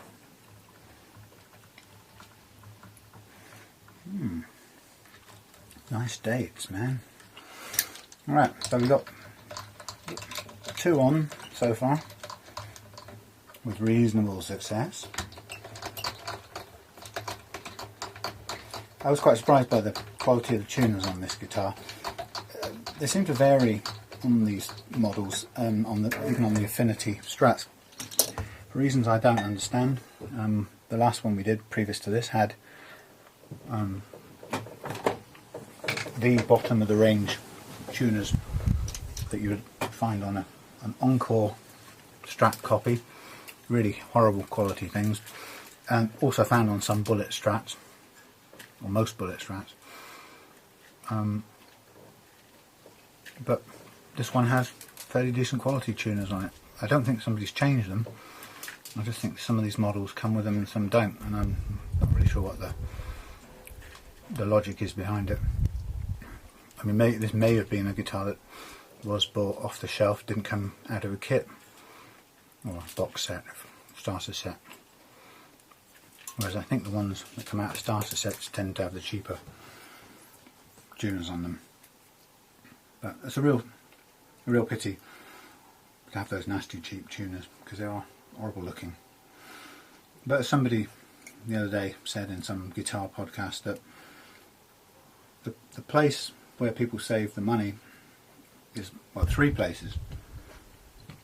They are in the things that you can't really tell by looking, for example the pickups and the tuners. So long as they're on there, people can't really tell whether they're any good or not. So you can save money there by fitting crap ones. And the other place, of course, is what we talked about earlier on in this video, I think, this video, is the precision setup. And that's where you save money. If you're a manufacturer, you just don't do it. And then you sell these things because people will buy them anyway. Because everybody wants a reasonably cheap, good quality, or cheap guitar with the right brand badge on it. And they clearly are buying them, even though they aren't set up properly and they play like dogs. It doesn't seem to stop people buying them, because that's all there is. Okay, so 3rd string on. It's going quite well so far. Must be the date. Now I'm going to work out which is the G. This is this fellow. We do have some spare strings, loose strings here, but I don't think I've got a complete set. But I'll check. If we do, we'll replace them. But again, they came to me courtesy of an eBay purchase, so we don't really know the origins of those or the state of play on those. But, so you can see what I'm doing here is I'm trying to straighten out as much as I can previously used strings, mainly for the purpose of getting them through this hole here, because if I don't straighten them out, it's just a nightmare to get them through here. In fact, you can spend hours trying to do it and not get very far. But it isn't so bad. The way things are going, we should have a bit of luck. We'll have a strung up guitar, and then we can move on to taking care of the other things that we need to look at, which is the nut settings. Well, what we need to take care of first is to put the correct relief in the neck. That'll be our first move. Then we'll check the basic action, and then we'll go back and we'll work on the nut to check the action over the nut, and that was where we will potentially improve this guitar considerably, like all guitars.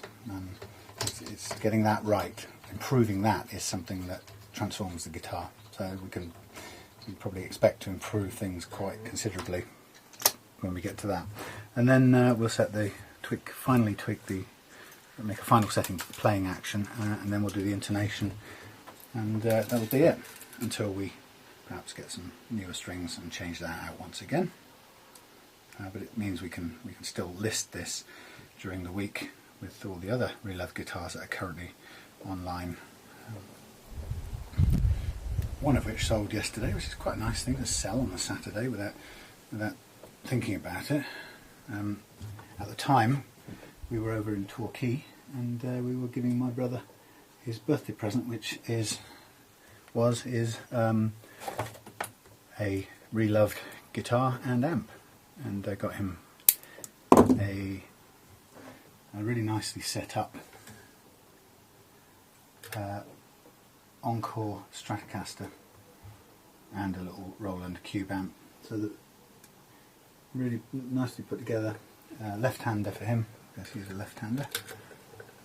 Try and get this through here. Now, this is where we start to have problems with these damn coily little strings. Starting to be almost impossible. That's where I'm going to have to put on my other glasses and start having a closer look. Let's hope I can get this through. The problem with these thin strings is you practically can't bend them straight no matter what you do. There's no way. They just twist in your hand. So getting them straight enough to go through the whole body of the guitar in one go and come out the place you need them to come out just doesn't bloody well happen. I am failing spectacularly to do it here. If they just go off from different places, they bend off to the left or to the right. Short of cutting them, I mean, there's no way I can reach the right place if I cut this string. So it may have made more sense to just pull one of these spare loose ones out. If I can't get this through, that's what I'm going to do. Give it a couple more tweaks to try and straighten it out. You literally don't have anything to grab hold of here. Probably losing wicket from the beginning.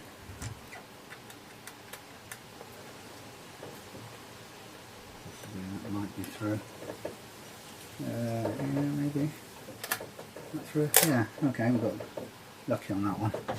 Very lucky. Fingers crossed for the last one after this. But what I will do anyway is I'll just check and see if we do have nearly a set on those spare strings.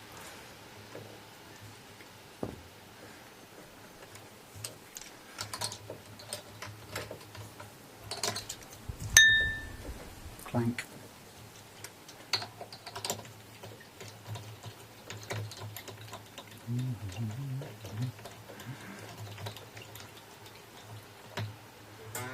Even if these aren't very nice to play with, they're good enough for testing the intonation, and also putting the neck under load so that we can adjust the nut settings. Now, when I say nut settings, what I'm referring to mainly is the height of the depth of the slots, and the depth of the slots in the nut, they're important insofar as they dictate how high the string is above the first fret, and that's what we're interested in. And if the string is very high over the first fret, we have a very difficult to play guitar. Physically it's difficult to play. Jesus, that! How many times any of you play guitar, you'll know exactly what that feels like. That's why I don't like working with old strings. It's almost a hiding to nothing.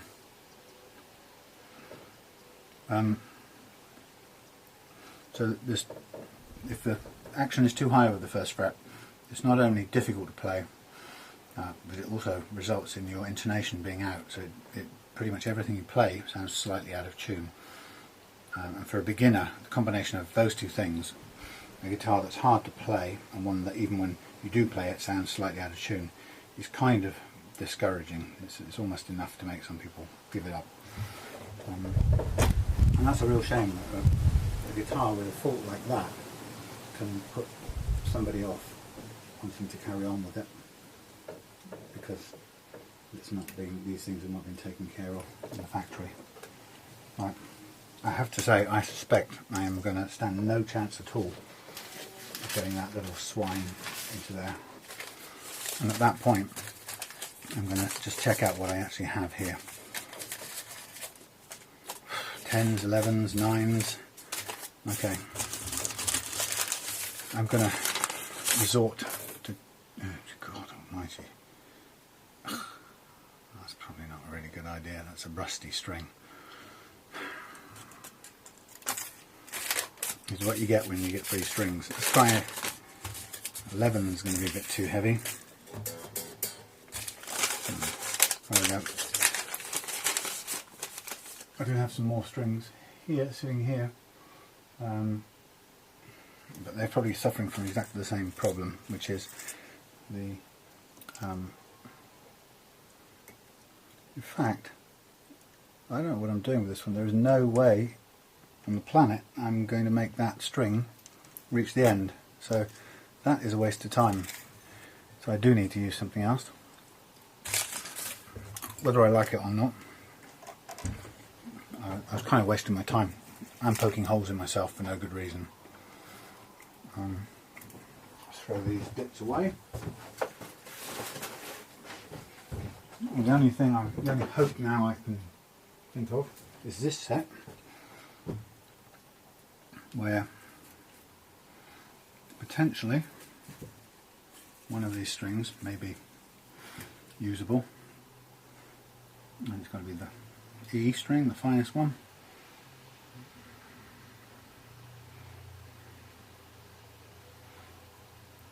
Who knows, I'm guessing it's this one. As good a guess as I can make. Again, it's delightfully coily at the end, so it is going to be a struggle. Oh well, that's what you get from trying to use second-hand strings. Put it back, set back up there for the time being. Let's just make sure we'd have enough length. Yeah, we've got enough length actually, so long as we can just get to there.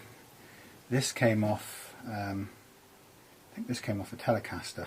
In fact, I'm going to cut this very end bit off. The worst bit of crimp. It came off a Telecaster, I think, that we just did up, or I just did up yesterday, finished it. Again, the problem you've got is these strings are so bent. You can't really see your way to straightening them out, because you don't know what straight is. They just twist in your hands and become whatever they want to become. And unless you get really lucky and this somehow just popped all the way through in one go with good grace and then out the other side, which it seems to almost have done. I can just fire it underneath here, we might be alright. Come on, through there. Come on. Can't actually see it properly, but hey. Come on, through you go. Pull that through there. Tip the saddle over, and I think we could just make this one work. Thank goodness. Right, not perfect little thing to do, but we'll have enough to work with. That's all I want for now. Get this cranked up and tuned.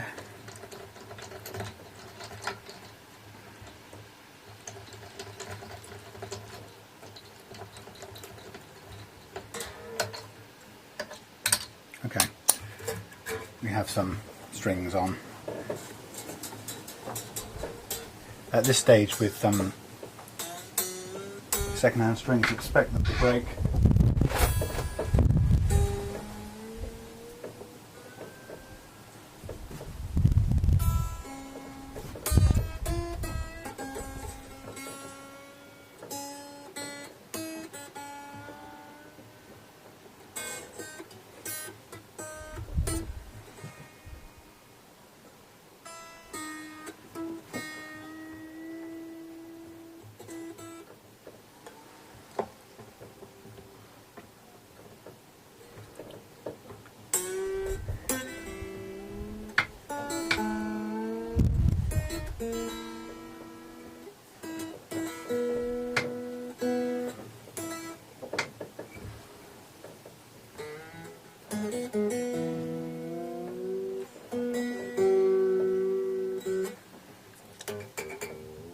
Ooh, horrible.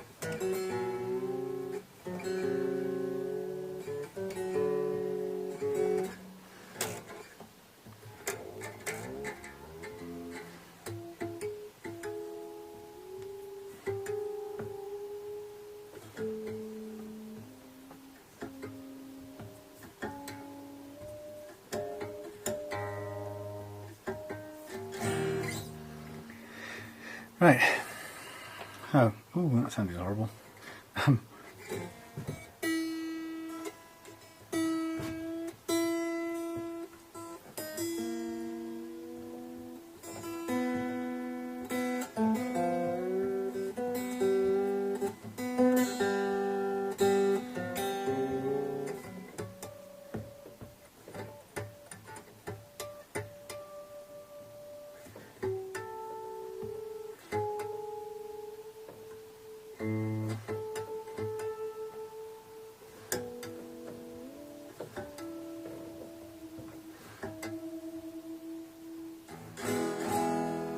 Right, everything's horrible, but that's fine for now. We're just working with this as a means to put the neck under load. So the first thing I want to do is just a quick look and see what the neck's doing. And actually the neck is well bowed, so that's quite a soft neck.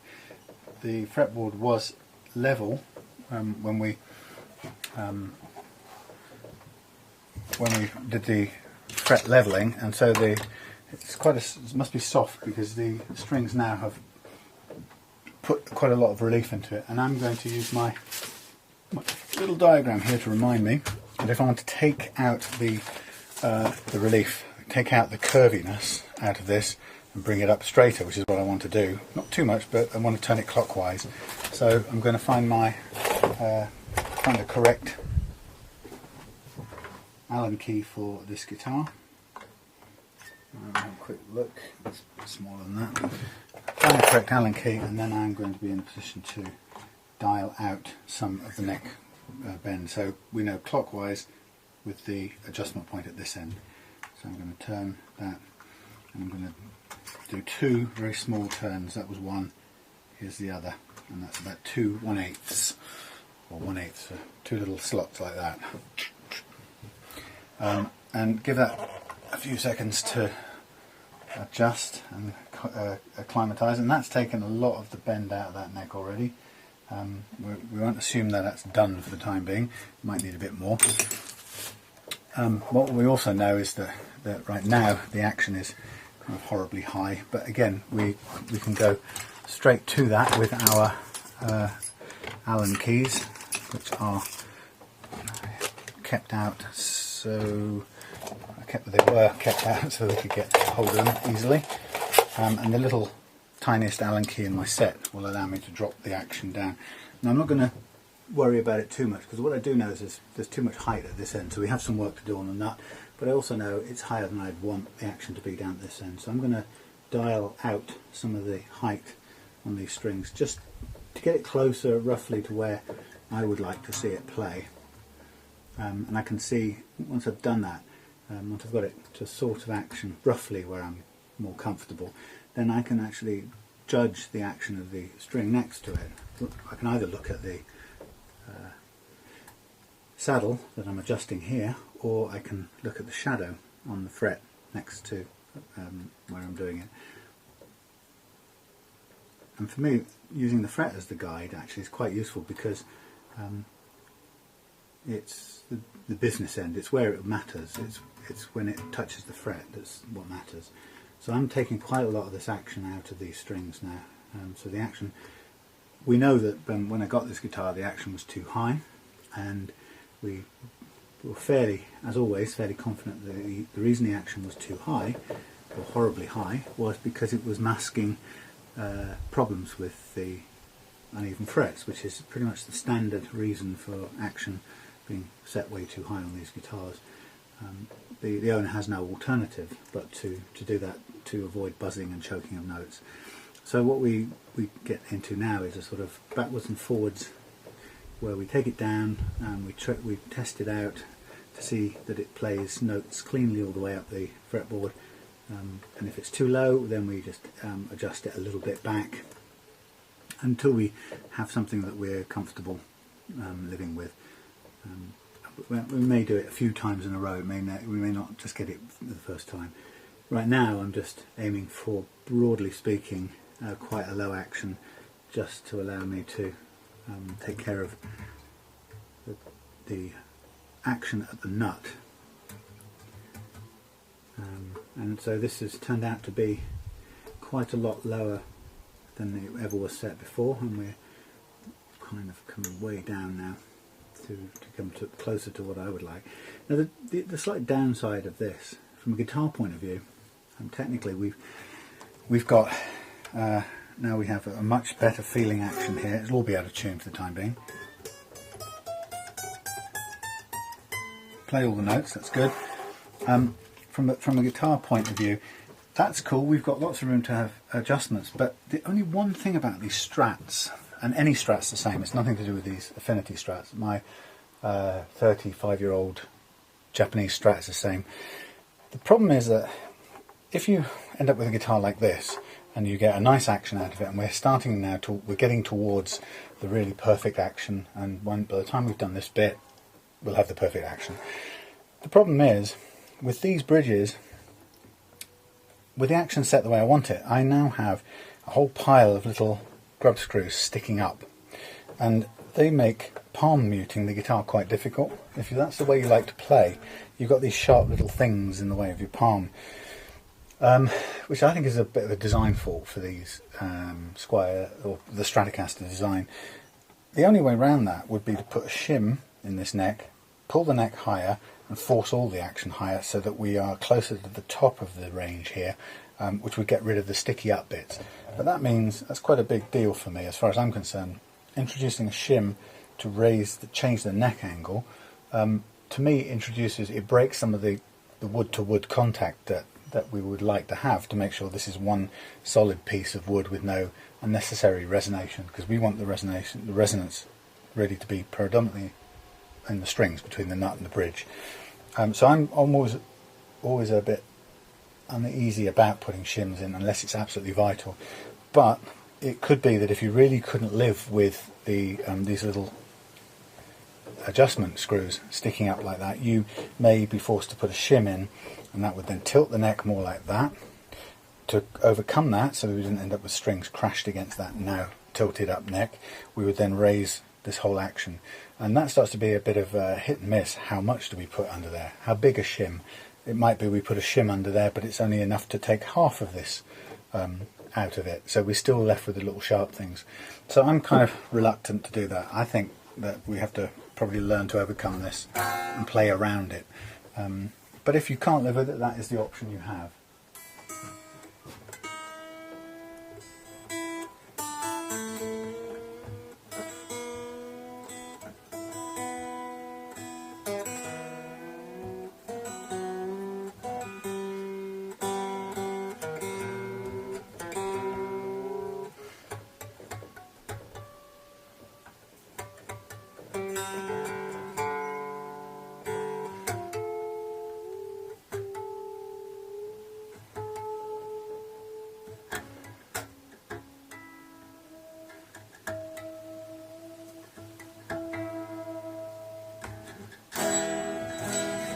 Again, don't listen to those strings, they are horrible.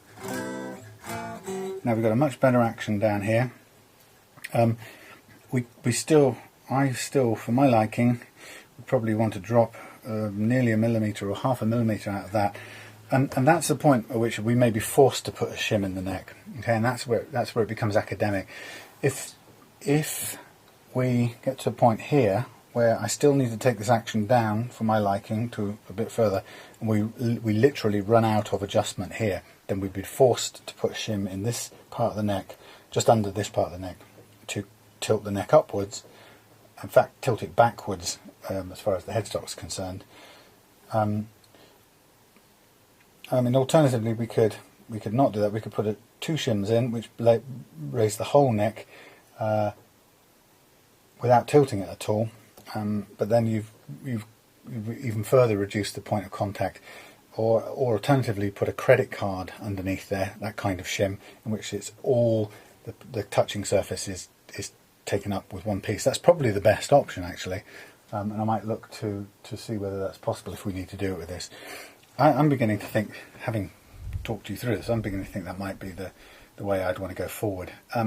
If it is, then I would leave it till the point we put new strings on anyway. So meantime, we have the next important, we can leave it as it's set right now. That's enough of an action for my liking for the time being, which leaves us free to carry on with the next part of it. And the next part of this activity is to take care of the nut action down here, and that's I'm going to just unhook this camera. This is a really interesting part. The camera's probably just going to carry on falling down. I don't quite know. Let's see. Stay there. Right. So I'm going to point out. So down here, there's the slots already cut by machine in the factory, and they are cut to a certain depth, which results in a certain height above the fret. This isn't so bad. This is by no means one of the worst ones we've come across, but you might say to yourself, well, is that right? Looks okay, it seems to play okay, but could I get it further down? Should it be lower than that? Would it be better if it was lower than that? And the way I suggest that you can test this out, and you can do it with or without, you don't have to have technical things like feeler gauges, but a feeler gauge, for example, might help, and I'll use one now, just as a way of showing you. And I don't know, I can never remember which side I'm using, whether it's the metric or the, this is not, but this is millimeters, so 0.2 of a millimeter, let's start with, for example. So what I'm going to do is, the way of figuring out roughly what a good action would be, I always suggest is fret this, press this down on the first fret, and then try and find what the gap here is, because the guitar tends to play really well after the first fret is fretted. That's just what I found. We're kind of taking, by fretting this, we're taking the nut out of the picture for the time being. Press the fret down and just look at that gap there. It's really small. It's smaller than that gap. Let's put a what do you call it under there? Feeler gauge, and that's sticking at 0.2. So I'll go a bit lighter, thinner, shall we say? And I'm just going to try and see what that gap actually is. Let's try the 0.15. That's a tenth of a millimeter. Alright, that just about goes through, just feels like it's starting to catch, a tiny bit pressed down. So we'll say that gap is 0.15, right, comfortably 0.15. And then we look at it, we take our finger off that and we put that same 0.15 under there and go, is that the same? No, there's quite a gap. Now, in this job of adjusting these, what we really want to be most careful of is going too far.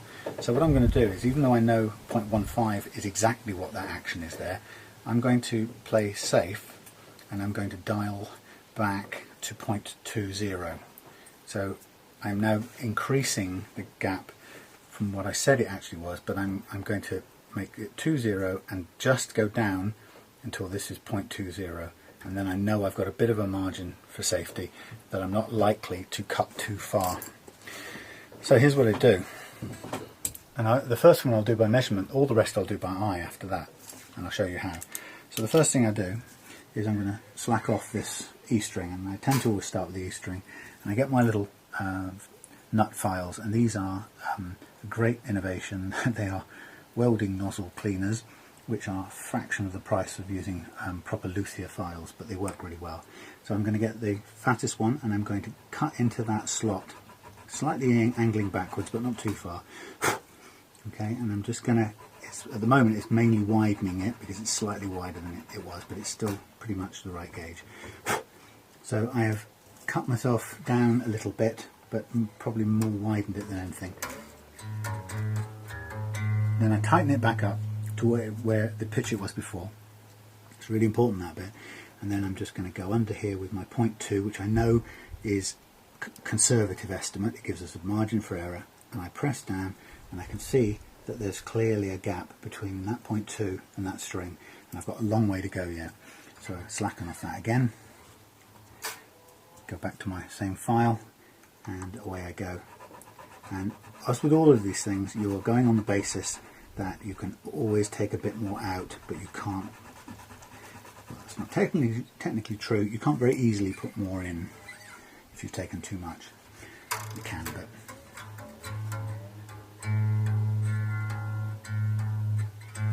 it doesn't have to be precisely in tune. You want it under the kind of tension it is when it's in tune. And again, put my 0.2 under there. Loads of room still. Loads of room to go down. So my job now is to just keep on going with this until I've taken it down.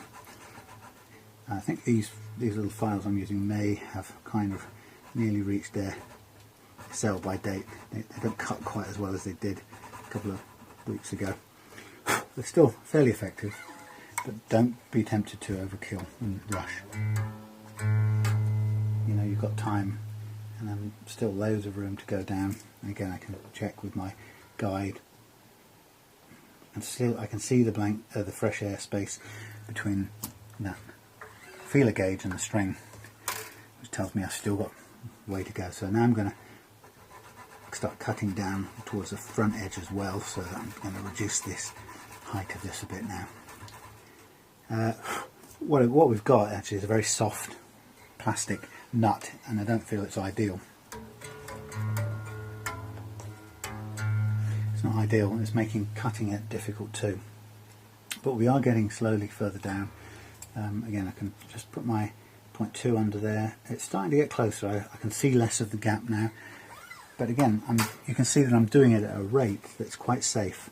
At this rate, I can't really make a big screw up on this. I'm unlikely to go piling past and cut it so low that I can't do anything with it, and that the string hits the metal of the frets and chokes out. So we know we're taking this at a nice slow pace. So it's kind of good that it doesn't cut very quickly. Again, still some fresh air, and I want to go right to this because I've given myself quite a conservative margin there. So I can comfortably go to that 2.20 measurement as judged by my feeler gauge there.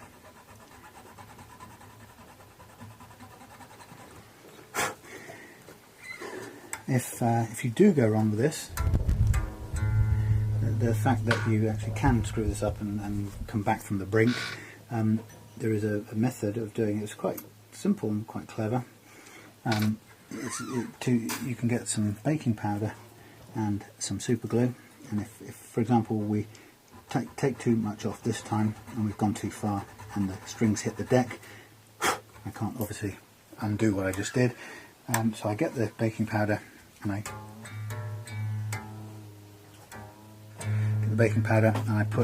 fill the little slot with baking powder, and I blob some super glue on top of that and let it set, and that very quickly makes a kind of hard resin which I can then start cutting again and begin again. So there is a way out of it if you do mess up completely.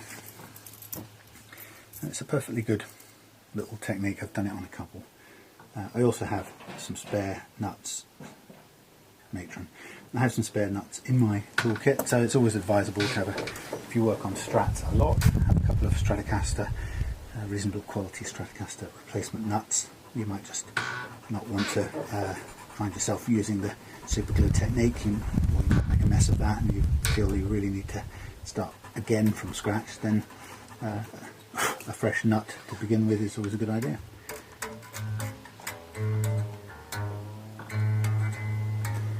So I'm not liking the material this nut is made out at all. It's not responsive, but I am pretty much there with this. There's a little bit further to go. I'll do one more. It feels like I'm just compacting the plastic now rather than cutting it. But I'll just do a little bit more and then we'll stop like that and call it done.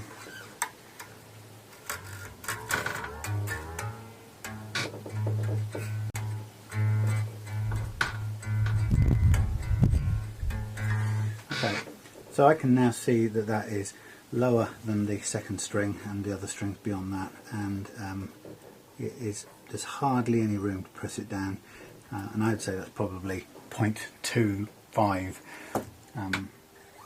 of a millimetre. And when I pick the guitar up from this end and fret it, that note feels very, very easy to fret. Now the action's still quite high, so we still would take the action down there, and or go ahead and put a shim in that we were talking about before. But meantime, I will continue now to do the next, do the other slots here. And this time I'm not going to use the feeler gauge, I'm going to do it by eye. Okay, so get my next size down, hope that this cuts a bit better, or that the thing isn't quite so sticky or soft down this end. But sadly it is. It's a kind of cheap plastic. Again, we tune up each time to let the full pressure of the string pull it into the slot, so we get a good reading of it. And again, I am now purely doing this by visual. I'm comparing the height, the gap between this string here and the fret and this one, and I can see there's still room to come down. And that's all I'm going to do for the remainder of these slots. I'm just going to compare the height of the first string, and when I've got the second string in line, down to that level. I will use that as a guide for the next string and so on. And it's not scientific, but then nor again is the feeler gauge. It's visual, and you'd be surprised once you've done it a few times. You'd be very surprised how quickly you can gauge and assess the difference between the two, and how accurate it is. Your eye is an incredible organ in your body, and you can really you can gauge these things incredibly accurately, far more accurately than you would imagine you could. I'm so tempted to replace this nut with a more brittle, harder substance, because this is just so hard to work with. Not hard, it's soft and plastic, rubbery almost.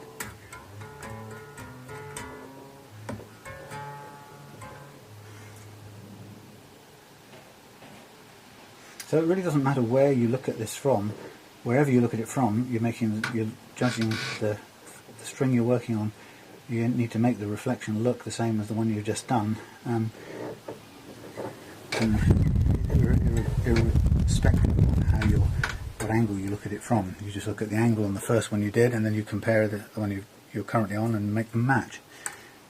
But I really don't like this material. It is so soggy.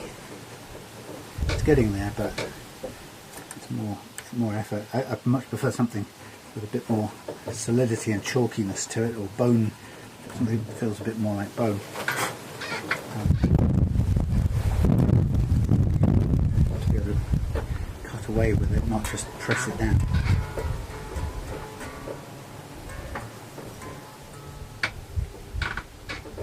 So in a way, once you've started lowering these, you've sort of committed, you're duty bound to follow through on this.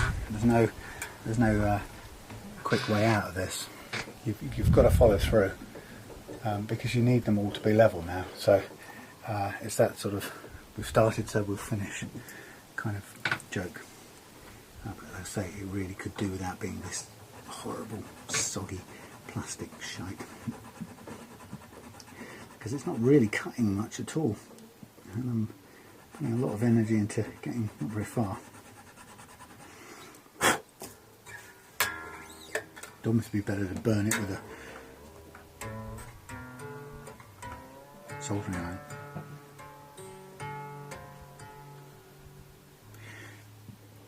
Okay, a bit more slow. You know, that's again something probably to do with the cheapness of the material used for the nut on these guitars. Another cost cutting, corner cutting.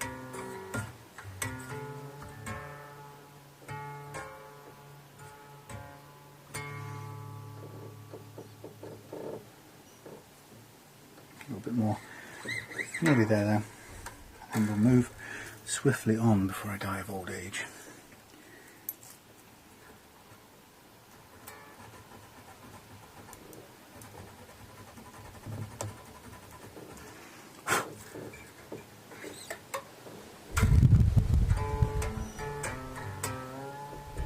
Again, the tuning isn't important, it's just the tension. It needs to be at the right, approximately the right tension for this to work. I have to say I'm still a little bit off on this one. Much as I would love to move on quickly, I can't. As I say, having started, I'm committed to making this work well. I may, if I can't get much further with these particular files, I may find myself trying out a newer set and see if I can get a better cut in this stuff, because it's really not responding very well to these.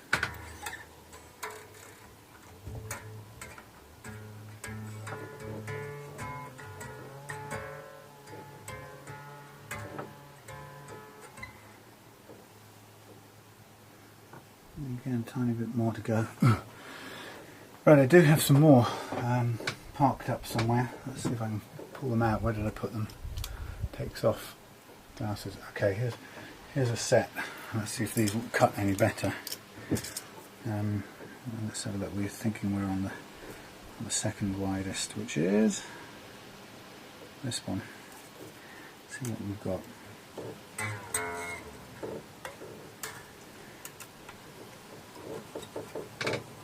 So, well, it's doing it, but it's still, it's not really the saw that's the problem. It's the bleeding material, I thought. In fact, it's hardly doing it. It's just smoothing it off.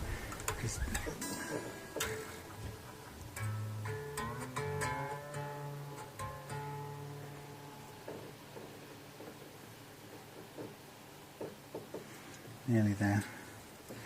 Let's do one more pull with this. Makes a bit of a mess, I have to say. I don't like the way this is looking.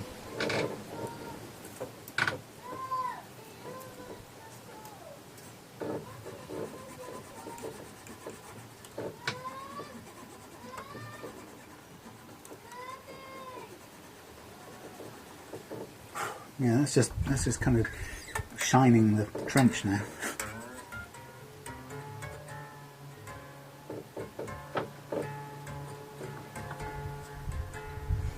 Well, that's close. I'm going to stop with that one and move to a new one now. And we're going to use the comparison between the two, and I'll try with this set now for a minute, which means we'll go to the third widest, which I believe has got to be this one, hopefully in the right order. It's sort of difficult to find. Okay. That seems to cut a bit better, this one. It's also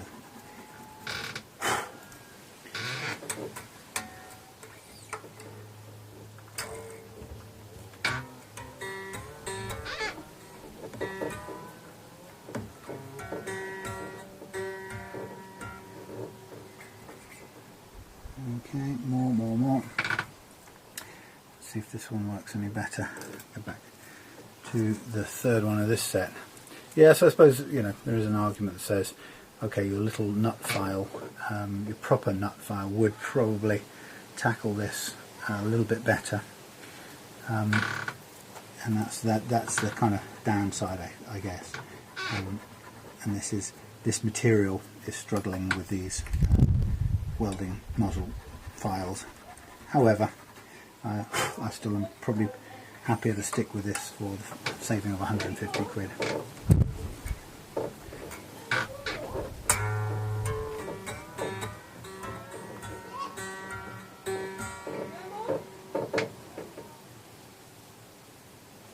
Heading that way.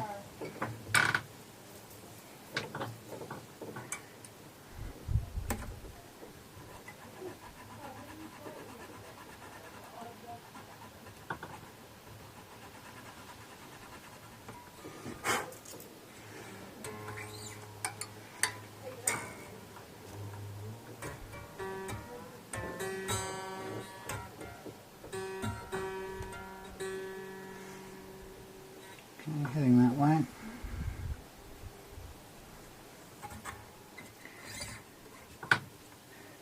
It's funny, it actually makes the nut slots look dirty, but that's all we can do for now. I've got 1, 2, 3, 4, 5. That's interesting. I appear to have lost one of my pieces off here. 1, 2, 3, 4, 5. I have. That's interesting. Where that's gone. I have an incomplete set now.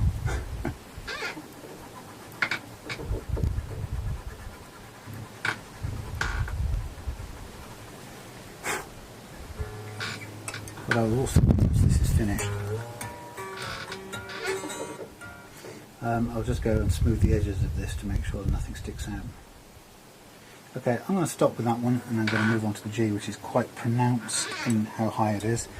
And again, I'm going to try and, from my set of 5 here, I'm going to try and find one that corresponds to the G. It's kind of worrying that I don't know where it's gone. Maybe I'll try and find one here. Easier. So I've lost one in my travels, and here's one that'll do. Difficult to handle these things. It's not very easy to manipulate. And the minute you get down to the thinner ones, they really start to substantially bend, which again makes working with them very, very difficult. So having said that they're perfectly easy to use, I have to say they have got their limitations. Go back up there. Whoops, sorry, crank.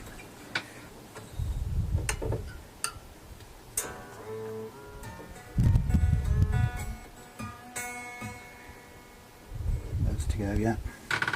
This is where a slot file would be a lot easier, of course, but also it's possible we could be using a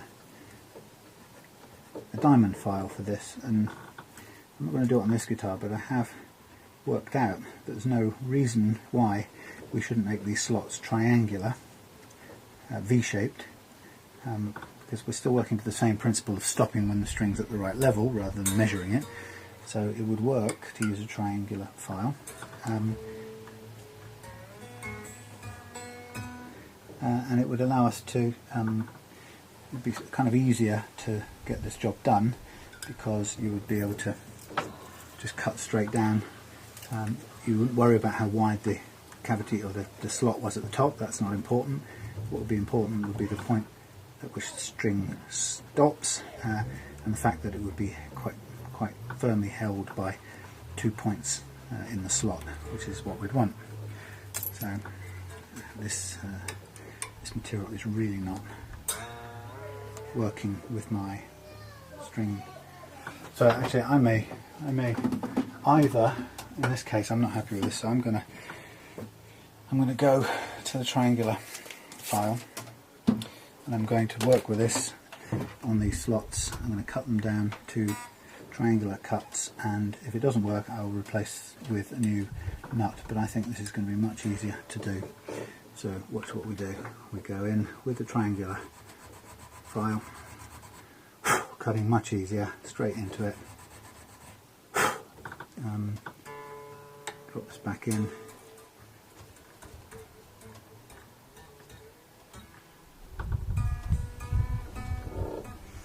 straight away that's gone to a good height. I'm going to go backwards and just clean out with the triangular file. I'm going to clean out the slot before it. Again, not necessarily go any lower right now because I was kind of happy where it went to, but I'm just going to clean it out so that we have a much happier looking slot.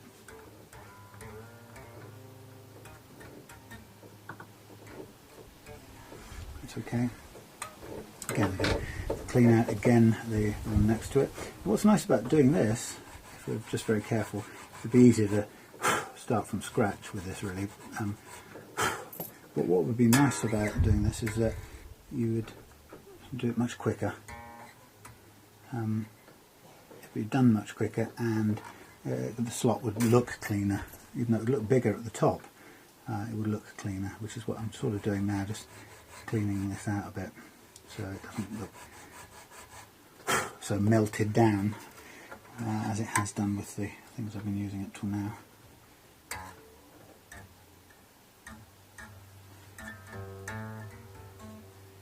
Okay, those are right the same heights, and this is, G is still too high. I'll take a bit more out with that. And again, with this now, the triangle file, what I'm interested in doing is just going down a tiny fraction. I'm not bothered about the width of it.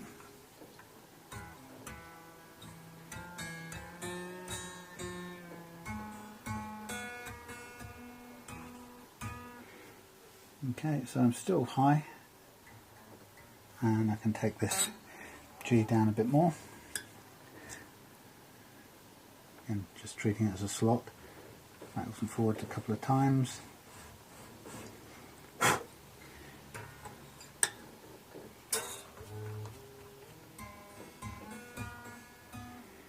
Again, still high, so I've got a bit more play, a bit more room.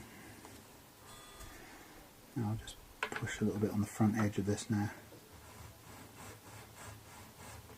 So the same principle applies, not much of the time, very gentle. So that's nice and low, that's low, that's low, that's low. Those are all looking good. I'm going to take some out of the B now. Oh, sorry, yeah, the B. B's got quite a bit to do. Again, we're going to go in as a slot in this now, a V-shaped slot, instead of trying to do it as some sort of tiny little thin vertical slot. We now can do a V, because we're only interested in the point of the V. Again, still too high, go back, do some more.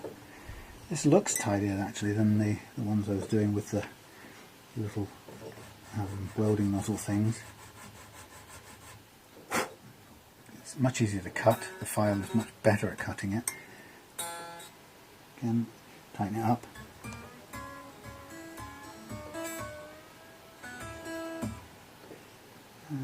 Still a bit more to go.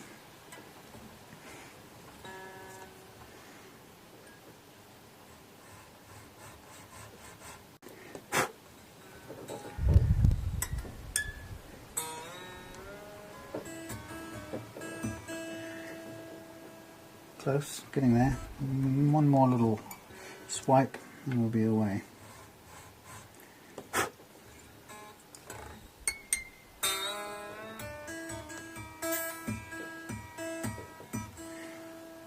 Nice. Right, go to the E.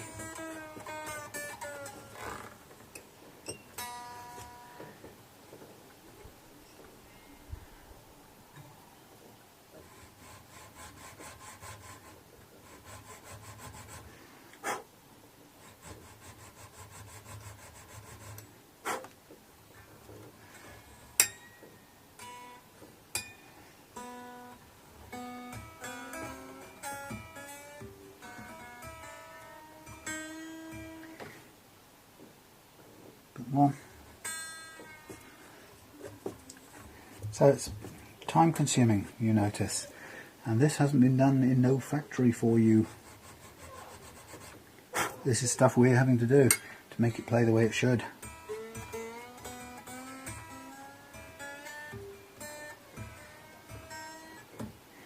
And we're almost there, a tiny bit more, and then we'll stop, and then we'll get this thing tuned up a bit more, again knowing that the strings are lousy and they will never sound good.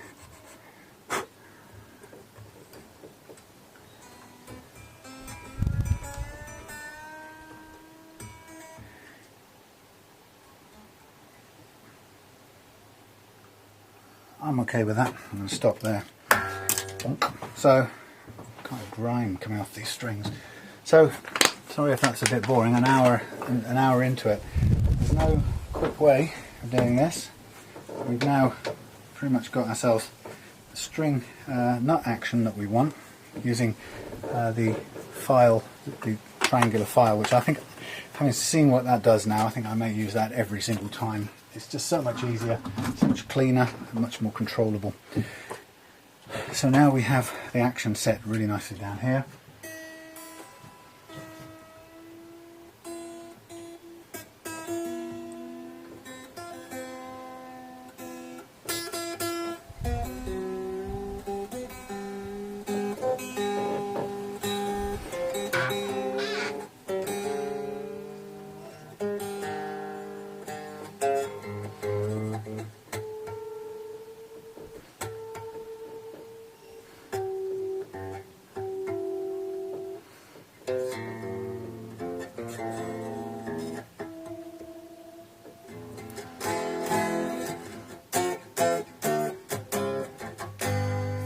Right, now we have a guitar that has a really nice action up here at the nut. Still a little bit high for me over here, which I will now take down. We'll forget the sticky up grub screws for the time being. We're going to live with that, right? It'll stick into our palms. If I can't live with it, what I'll do is I will investigate putting a shim in this whole neck. So for the time being I'm going to wick this all down to quite a low level and do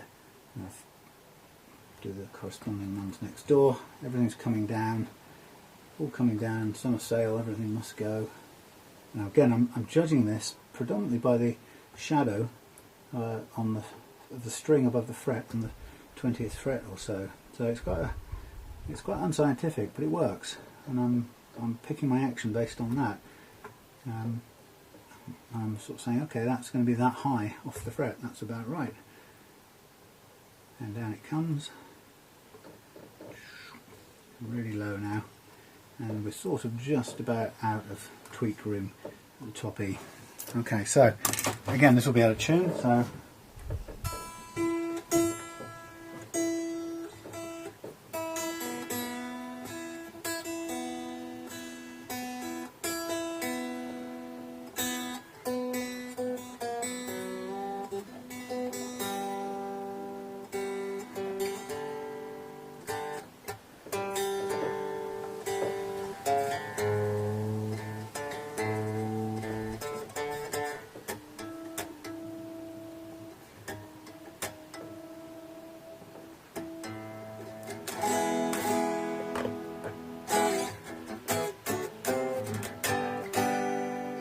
right, now what we haven't got set here is the intonation, so we just at the moment have a very, very low action, a comfortable playing action at the nut,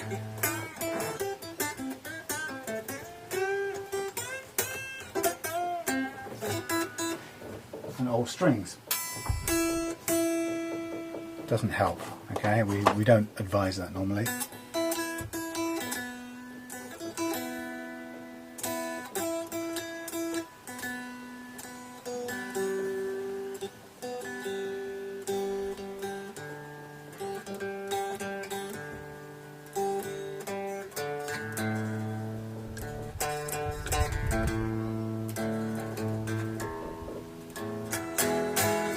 So that's good. What we have now is we have a guitar that is got a reasonable action but no intonation, and that will be the final part in our story. But to do intonation we do need to have an amplifier full of batteries to get this done. So we're just going to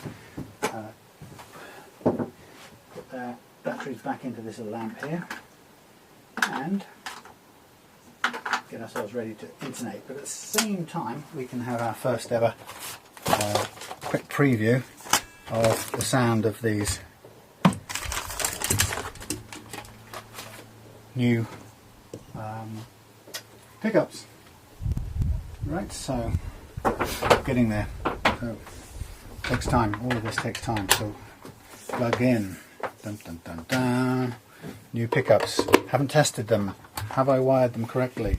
Have I made a complete mess up? Ooh! Nice. Right, put it on clean, not too much of anything. All clean. Oh, that is output.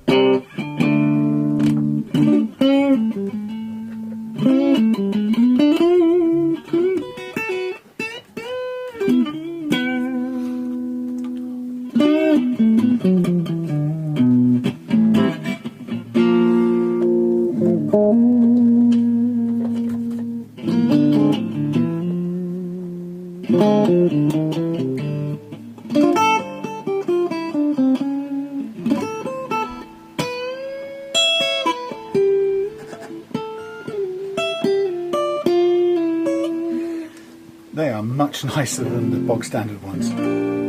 Forget it's going out of tune, that's not the key thing here. Just want to see if we do have, it's not a good test because the tuning will already be out, but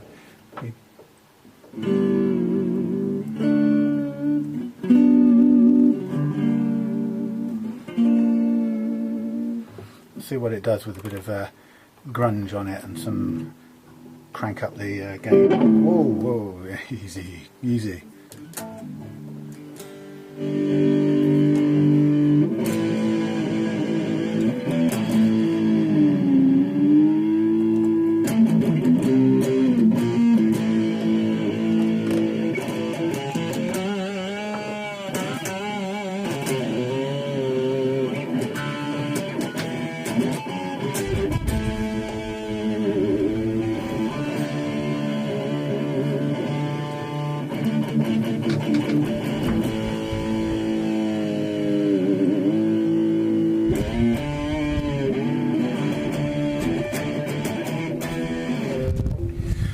Well, that was 20 quid well spent on the pickups. That's nice. Been looking for a while to see what pickups to get that will work as a kind of replacement. So now we know. Comfortable with those.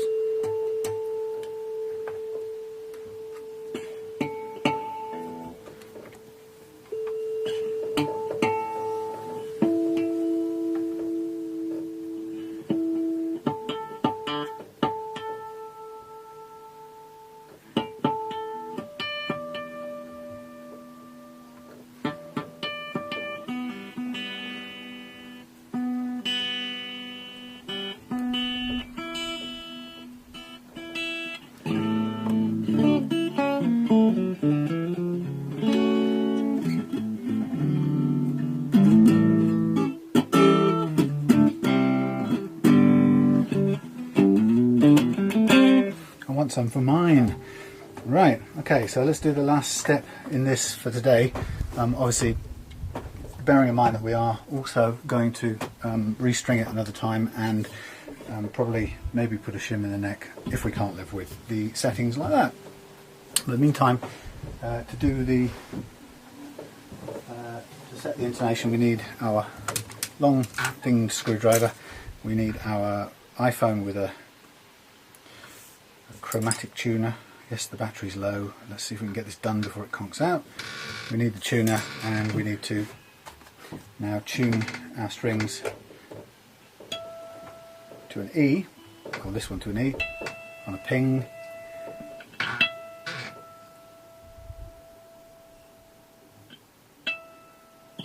And then what we want is if the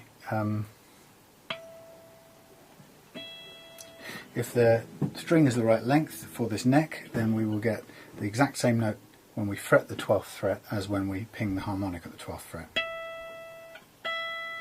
But we can see it's sharp. That means the string length is too short, so we need the saddle to come this way. And to make the saddle come this way, we're lengthening the string by pulling the saddle this way. We need to go clockwise. So I'll give it a few turns clockwise. It will raise the tone of the string now, the pitch, sorry.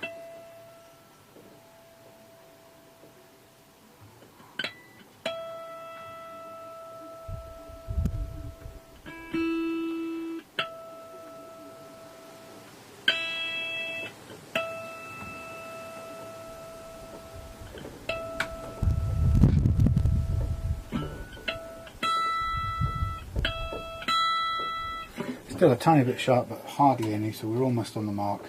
A couple of turns back and we'll be pretty much there.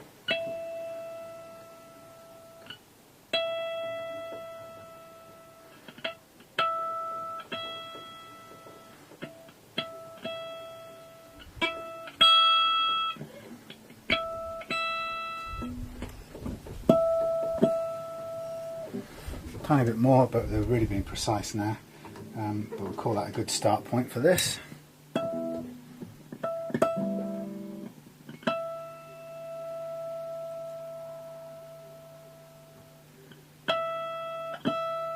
Spot on.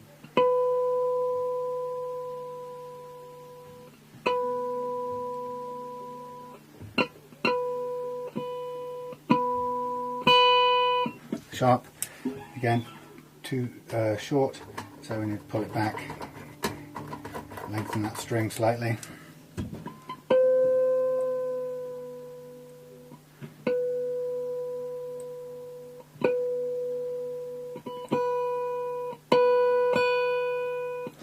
slightly flat, so we'll come the other way, anti-clockwise, lengthen it, shorten it slightly.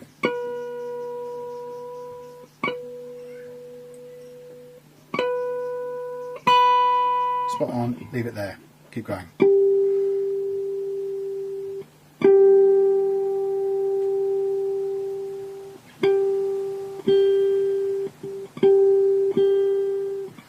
Sharp, therefore, clockwise, make the string longer.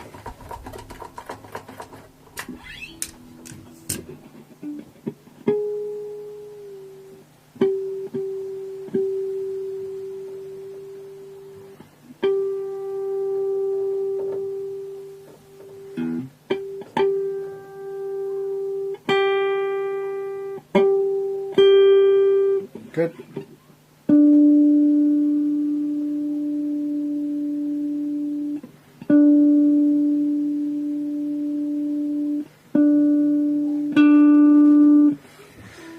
Sharp, needs to be longer, clockwise, pull the bridge back.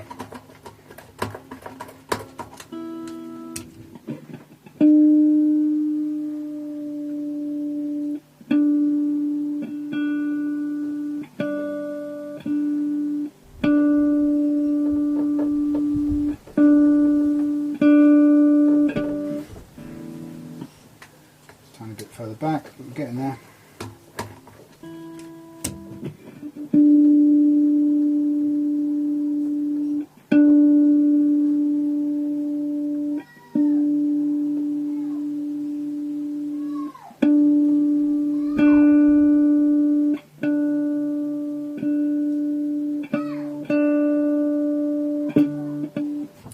Sharp, need it to be longer, pull it back, clockwise. Yes, I know the battery's low.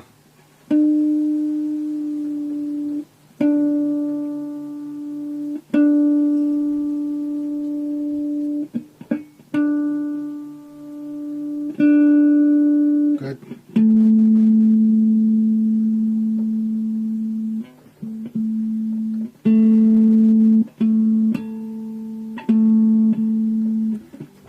Pull back some, it's a little bit sharp, not much.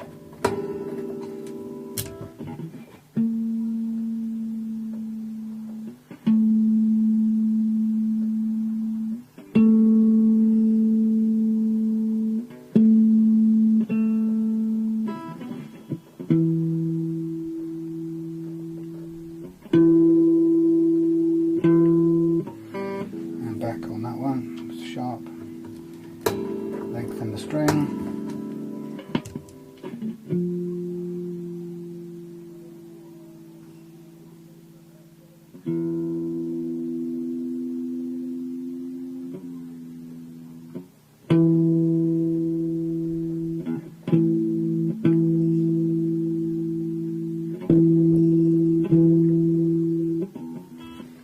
Pull it back a bit more.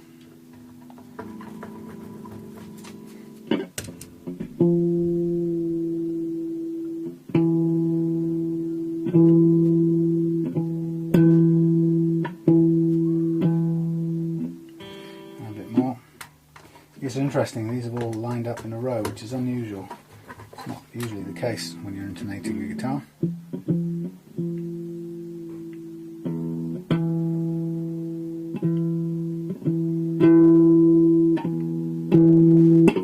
Okay.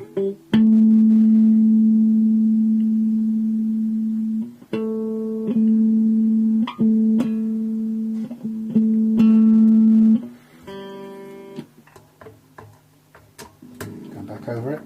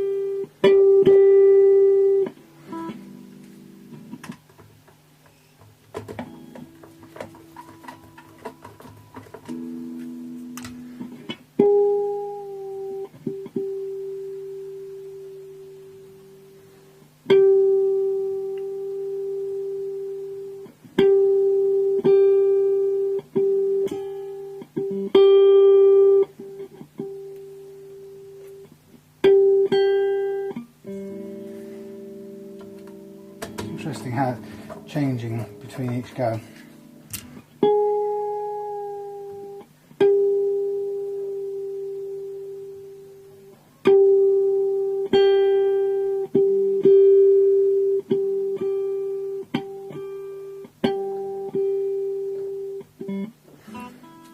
A bit more like the positioning you'd expect to find on a Strat, but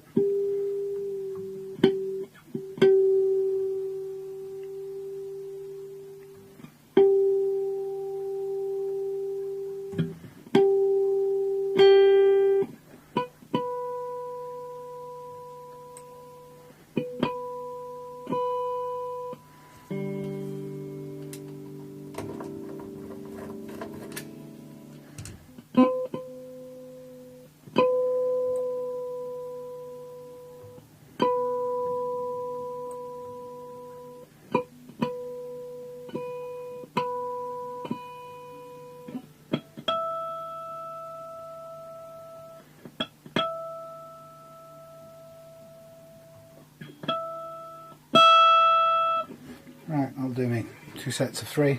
It's intonated. I'm just going to tune it properly once, and then we'll be pretty much done for the time being.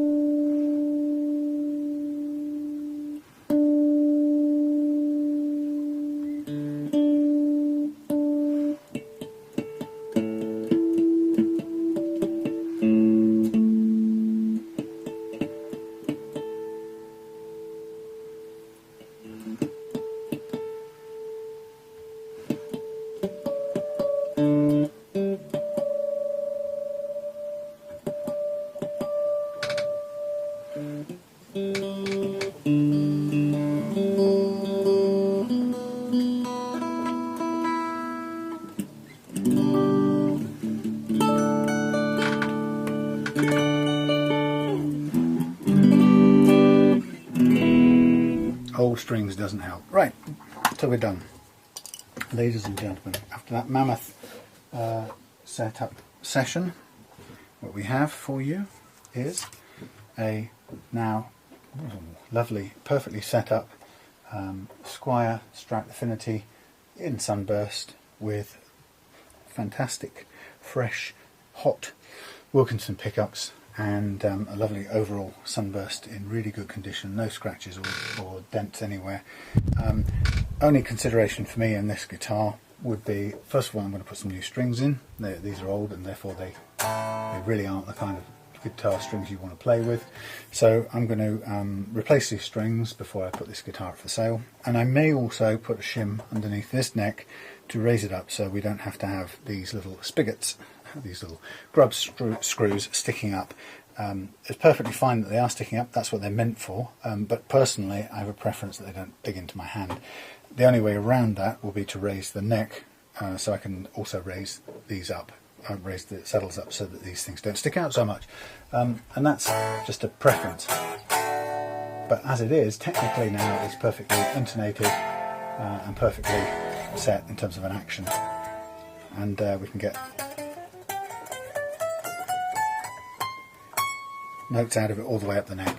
So there we have it. Long drawn out little session there, but that's what it takes. So you ever want to know why this doesn't get done in the shop or in the factory, you've just seen it. It takes that long to get this right, and there's no mechanical way around this. Okay, so if you don't do this work on it, and you don't take the time to get that intonation set right and the action set right here, and the frets level, as you saw earlier in this video, if you don't take that time, it's not going to happen. and you'll never turn this basic guitar into a great guitar that you would be happy to live with, but better yet, that you kind of wish you'd had when you started to learn how to play the guitar. Because if you'd had a guitar with an action that was this easy to play, who knows what else you would have learned. So it's ready to go. New strings will make all the difference, but expect those to be put on. And when you get this guitar, if you notice that these are wound further in, it's because we'll have put a shim underneath this neck to raise it slightly higher. And I'll go off and have a look and see what the best material for that is. So, having done all of that, I look forward to seeing you on the next one. And thank you for spending time with me.